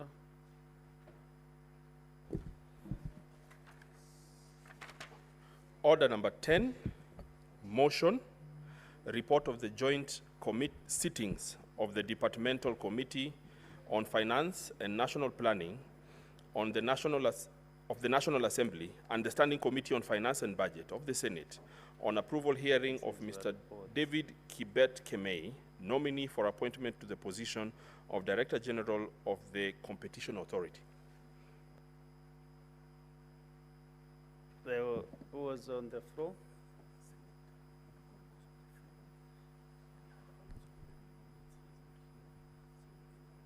Yeah, Senator Mulu under balance of 11 minutes. So since he's not in, so we get the next interested senator, Senator Ombuainok.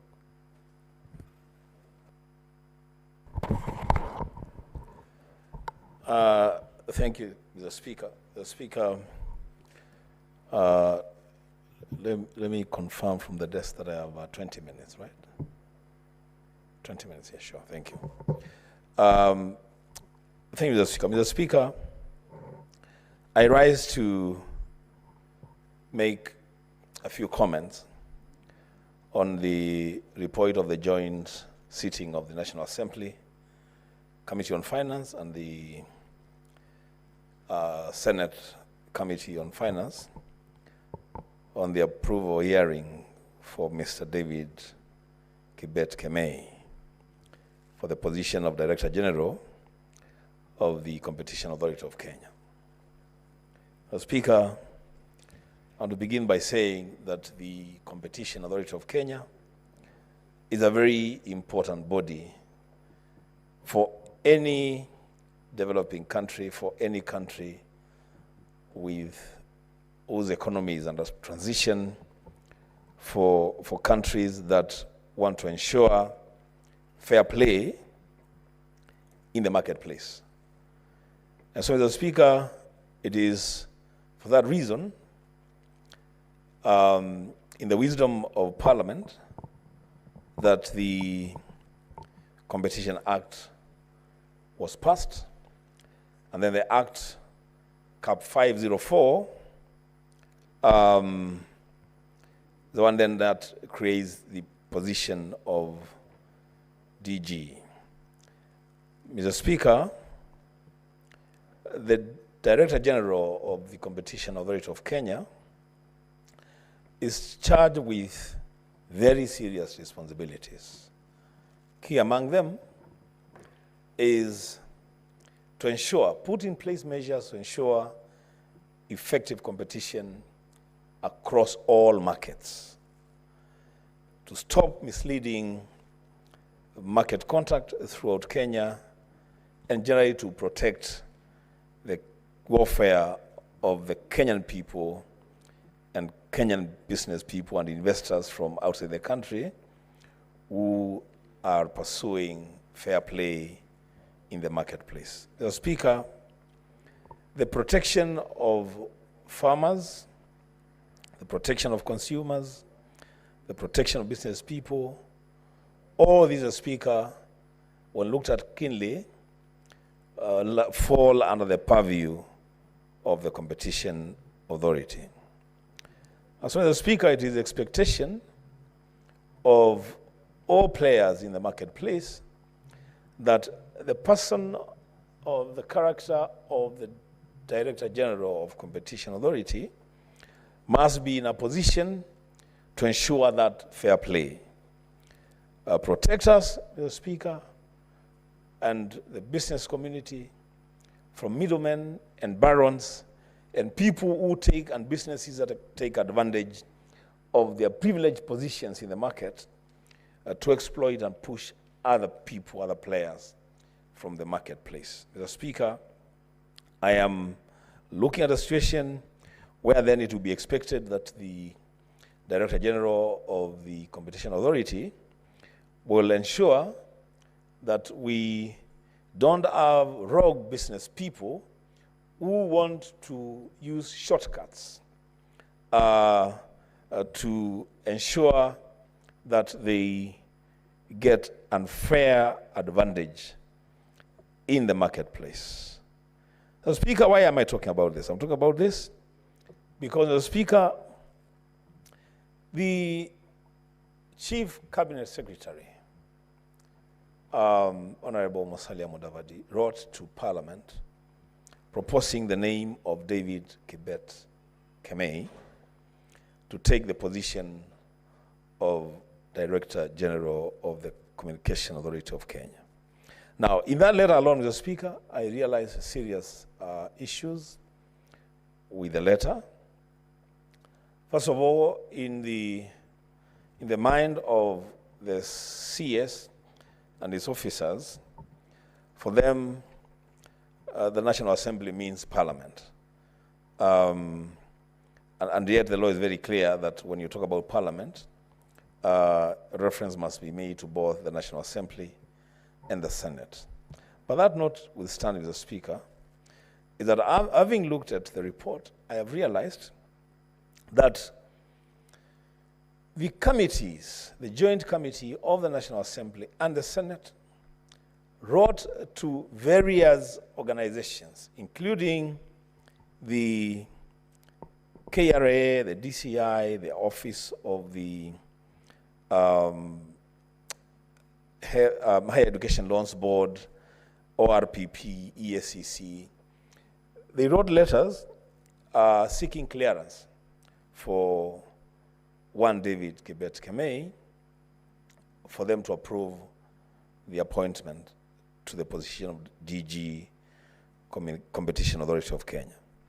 Now, I've looked at those letters, Mr. Speaker, and I've realized that the letter that came from the Ethics and Anti-Corruption Authority has raised serious issues about Mr. Kemei. ESCC has said that Mr. Kemei, alongside other board members of the Kenya Medical Training College, sat and approved a wrongful recruitment of the KMTC Corporation Secretary in 2015.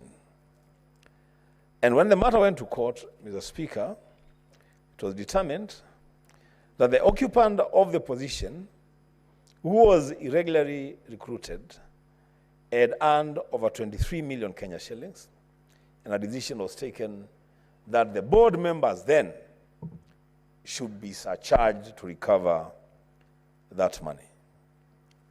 Mr. Speaker, there must be a reason why the Joint Committee was writing to these institutions.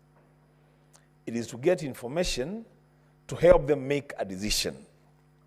But here the situation, Mr. Speaker, that information is received from the EACC, which information makes a contribution to an adverse report on the candidate, but the committee is still asking us to approve that name. Mr. Speaker, I have a problem with that. Secondly, Mr. Speaker, in the recruitment process of the Director General of the Competition Authority of Kenya, the authority gave a local management consulting firm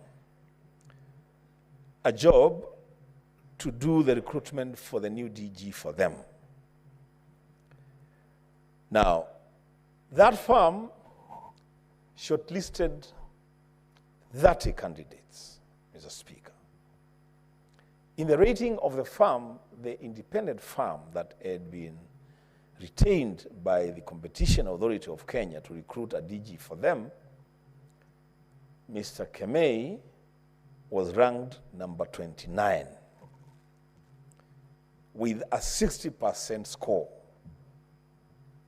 Mr. Speaker, the Competition Authority of Kenya undertook to interview the 30 shortlisted candidates by the local management company or consultancy.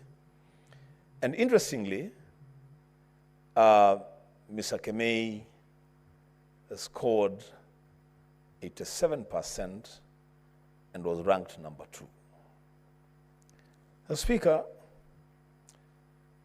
the scoring and the recruitment of a person at the level of Director General, though it can get subjective, Mr. Speaker, there's definitely tools that are used for this kind of recruitments, and so the disparity would not be that big.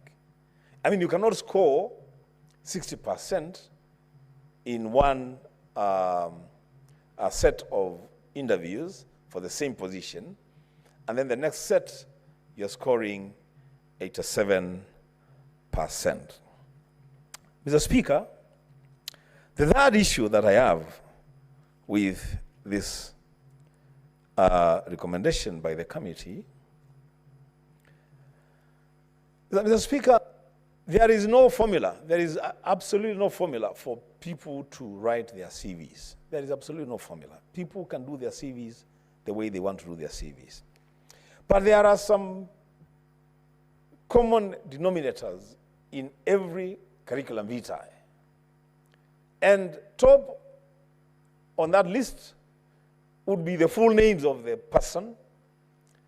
And secondly, without a doubt, would be the year of birth. K. Wambua, born October 31st, 1972. The Speaker, when you look at the CV that Mr. Kemei has given to the committees, the Joint Committee, you realize that, Mr. Speaker, that yes, the detail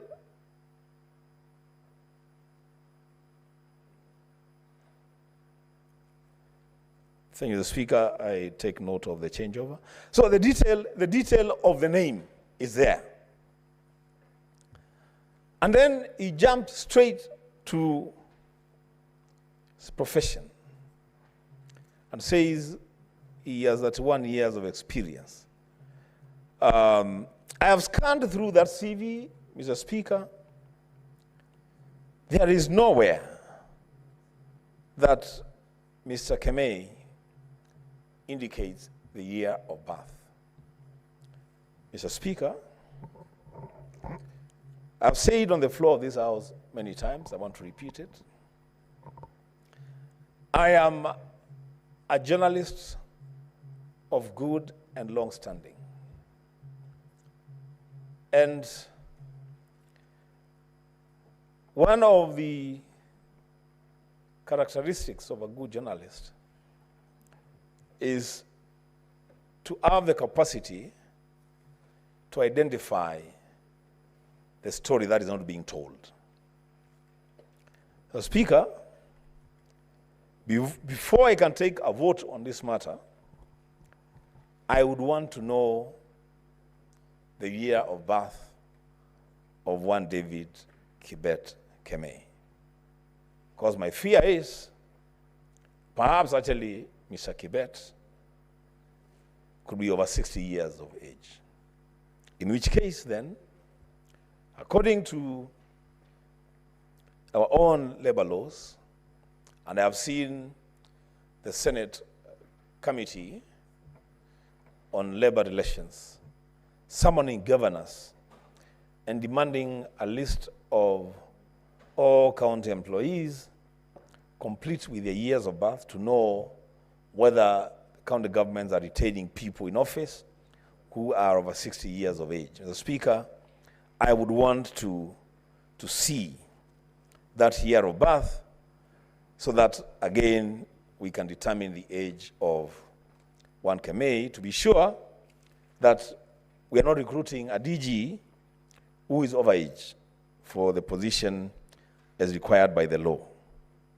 As Speaker, I say this because just the other day, my driver, Wan Gule Mutua, upon reaching 60 years of age, he had to disengage with the PSC because that's a law.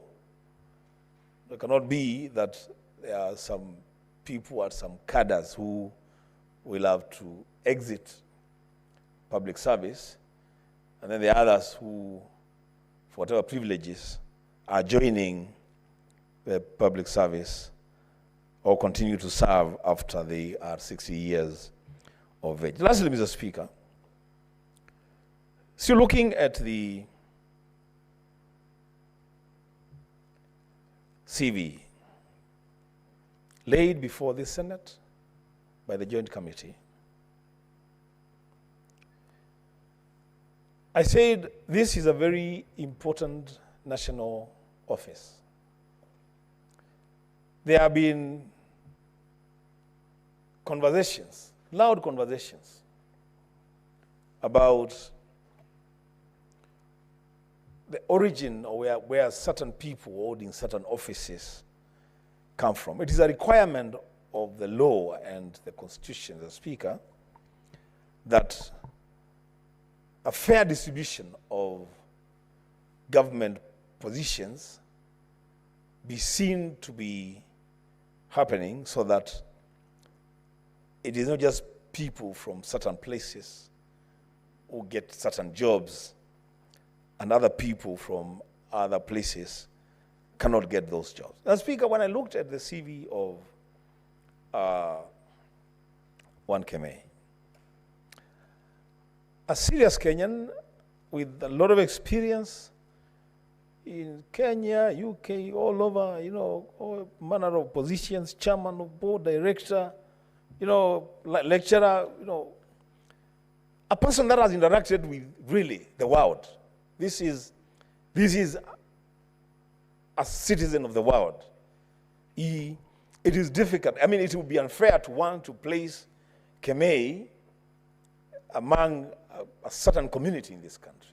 He is supposed to be a person that is able to reach out and serve with anyone and with everyone. But when I looked at the CV, I was grossly disappointed, Mr. Speaker. And for me, I always say, and I will repeat it again, the devil is in the detail. When you look at the referees, the references that Mr. Kemei gives, then you wonder, surely then what is this? Yeah? Kemei, his first reference Simon Chelugoi. Second reference, Farida Koronei. Third reference, Kip Korilbet. A world citizen seeking to be the DG of a national authority, reducing himself to the level of just a village boy, really. And I said, when you look at the CV, it's very rich.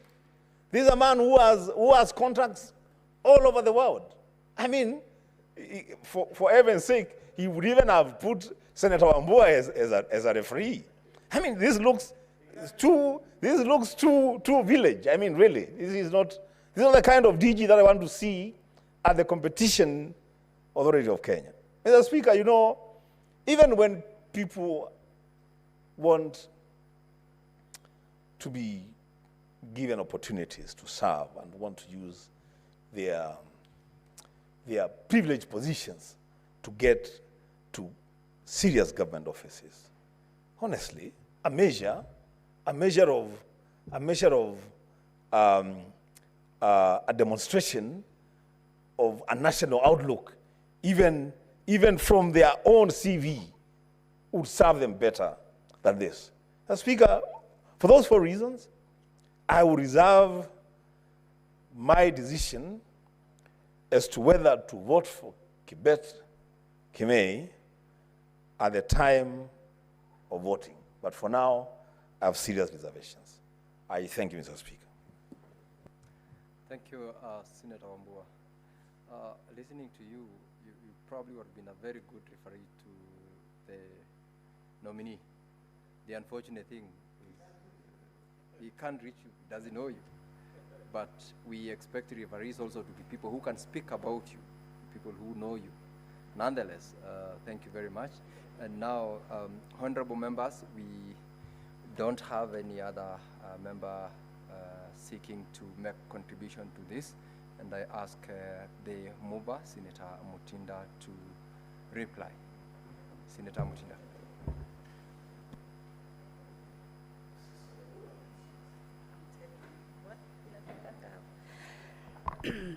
Thank you, Mr. Speaker. And I rise to reply to this motion. And first of all, I really want to thank all members who have given their contributions in regards to the process that we undertook, the vetting process for the nominee for Competition Authority of Kenya, one Mr. Kibet. We've listened keenly, and I do appreciate the responses, the remarks. And it's because, Mr. Speaker, these are the issues during our vetting process that we keenly focused on. And as my colleague yesterday mentioned, that is Senator Boni, on how we started this process. It was a very unique process because it had a petition in regards to the issue of the age. And we were very lenient enough as a committee, as leaders, and we invited the petitioner, one Mr. Francis, who's the president of the Bunge la Wananchi, and gave them a platform to take us through on the concerns that they had. And the matter was in court. And so, as per the independence of Parliament, not that that was stopping our vetting process, but we really wanted to hear from them. That was a concern that had been raised. And I'm bringing it, Mr. Speaker, because it's the same concern that a few members have touched, especially just the recent member, in regards to the age issue. But one, Mr. Kibet, is not yet the age of 60, but is almost that particular age. But as per right now, is not attained the age of 60. Mr. Speaker, yes, I agree we had an issue on the letters that have been sent by the EACC. The fact that one Mr. Kibe had been a board member at KMTC, and at that particular time a vetting process was done, a recruitment process was done, and some issues were raised, and so the members of that committee then at KMTC, him being one of them, were charged. The court ruled that some payments needed to be made.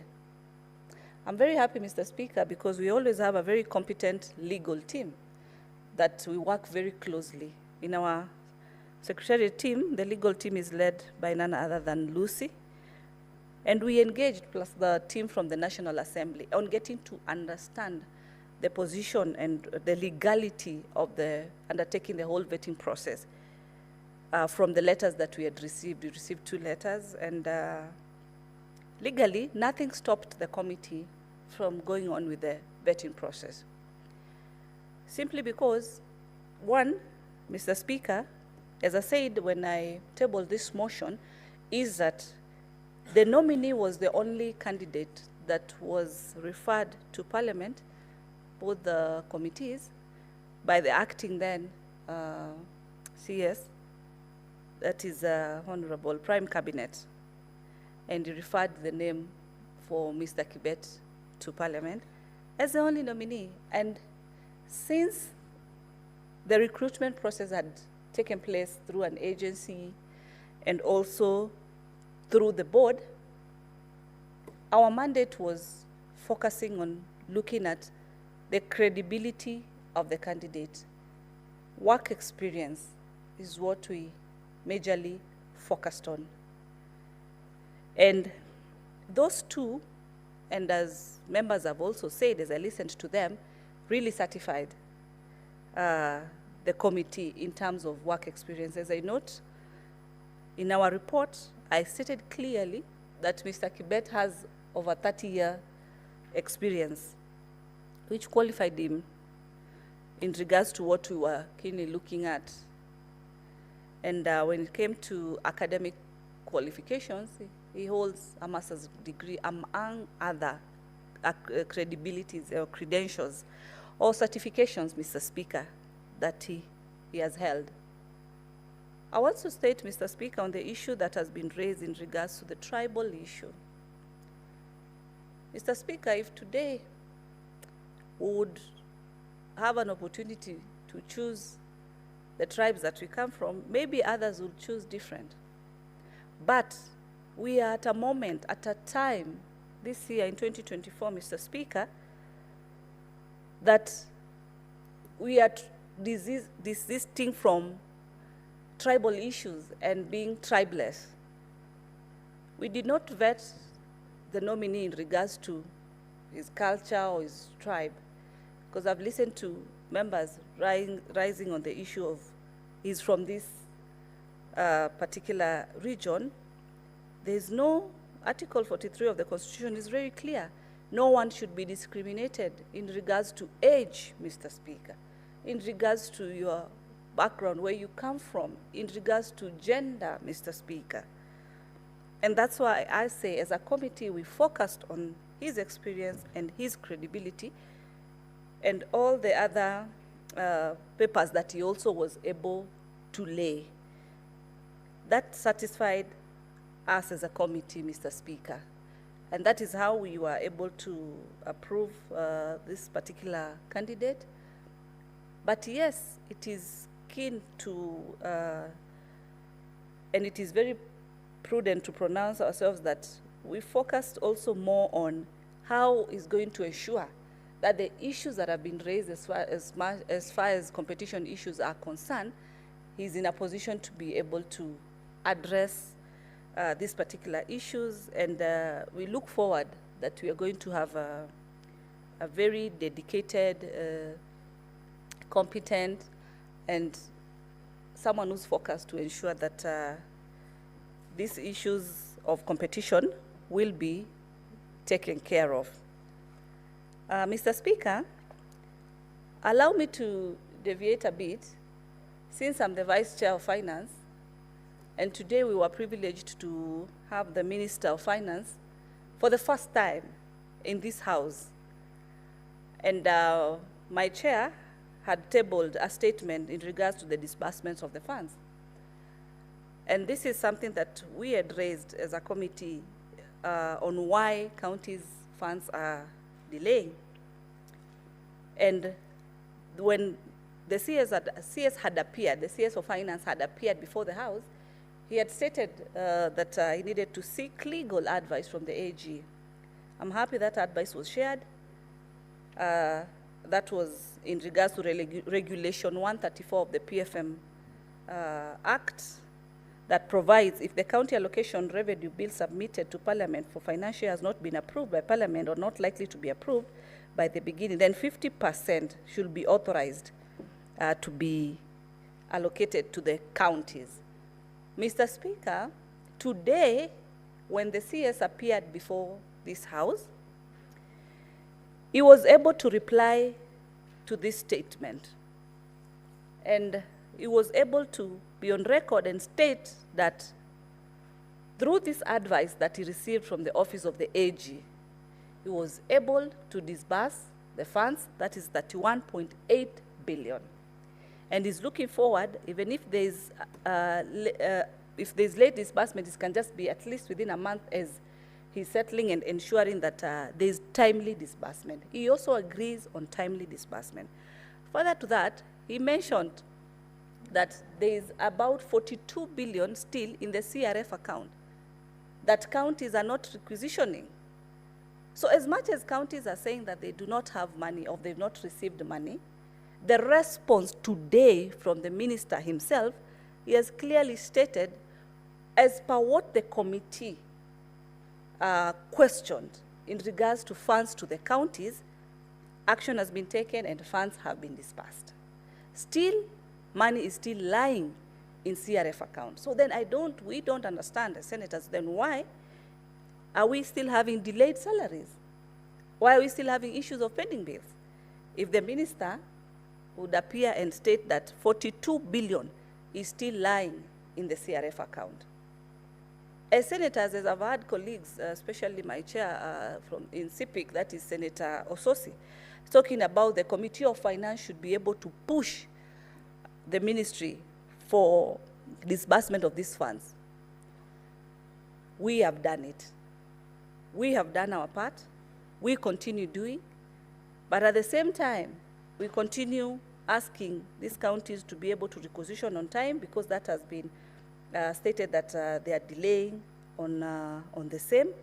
And also, to ensure they also increase their own source revenue. Today we were to vote on the division of revenue, which we postponed until tomorrow. And we are still supporting the governors as far as the 401 billion is concerned. So governors and counties should know that senators have done their part. The issues that we've raised during our oversight mandate in our different committees, as far as, for example, the issue of delayed payments, stalled projects, pending bills, salaries are also delayed, and yet monies have also been dispersed, that should be sorted as at now. Mr. Speaker, with those many, as far as back to the issue of the motion for one Mr. Kibet, I would want to request that pursuant to Standing Order 66.3, I request for the question on the motion to be deferred until a later time. Thank you, Mr. Speaker.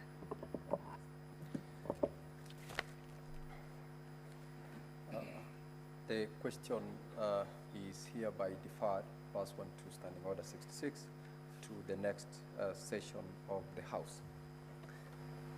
And clerk, let's call the next order.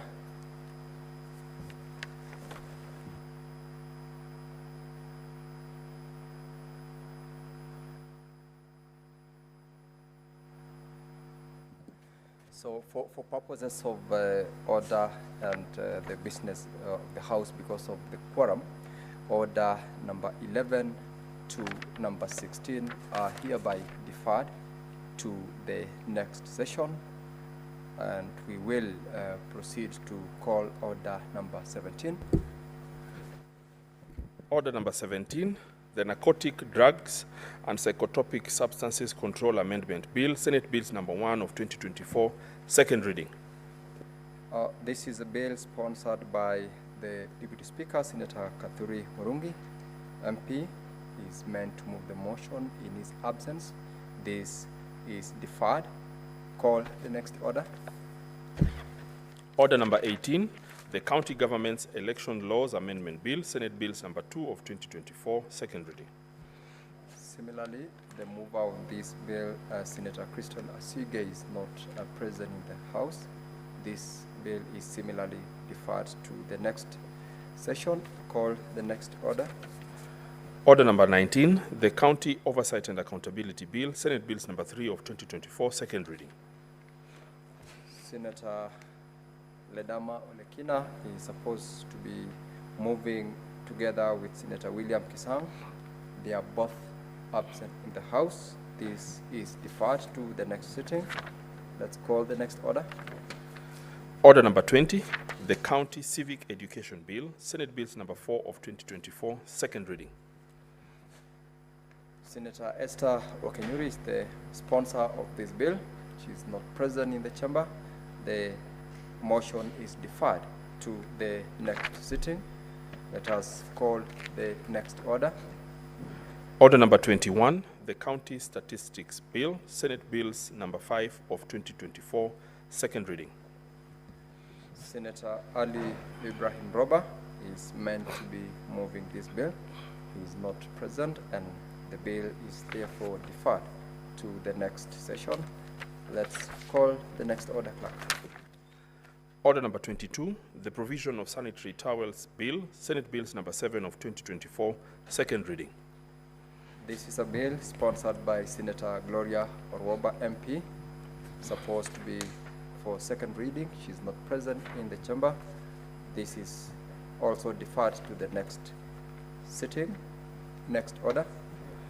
Order number 23, the Statutory Instruments Amendment Bill, Senate Bills number 10 of 2024, second reading. The Majority Leader, Senator Aaron Cheruiyot, is supposed to be moving this bill for second reading. It is deferred to the next sitting. Next order, please. Order number 24, motion. Report of the Select Committee on County Public Investments and Special Funds on its consideration of the audit reports of various water service companies for the financial years 2018-2019, 2019-2020, and 2020-2021. The Chairperson, Committee on County Public Investments and Special Funds, Senator Osotsi, supposed to move this motion. He is absent from the chamber. This order is deferred to the next sitting. Next order. Order number 25, motion, report of the Standing Committee on Energy on its inquiry into the liquefied petroleum gas explosion in Mradi area, Embakasi, Nairobi City County. This motion, the Chairperson, Standing Committee on Energy, Senator Omatinga, is not present. This is deferred to the next sitting. Next order, please.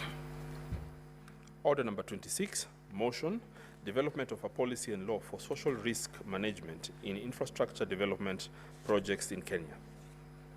Senator Catherine Muma, MP, is the sponsor of this motion.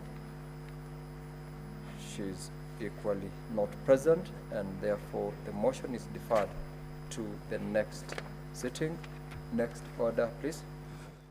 Order number 27, motion, consolidation of bursary funds for equitable access to education in Kenya. Senator Karungo Thangwa, MP, is absent from the chamber. This motion is deferred to the next order. Let's all rise, honorable members. Honorable Senators, there being no other business on the order paper, the Senate stands adjourned until Thursday, 3rd of October, 2024 at 2:30 p.m.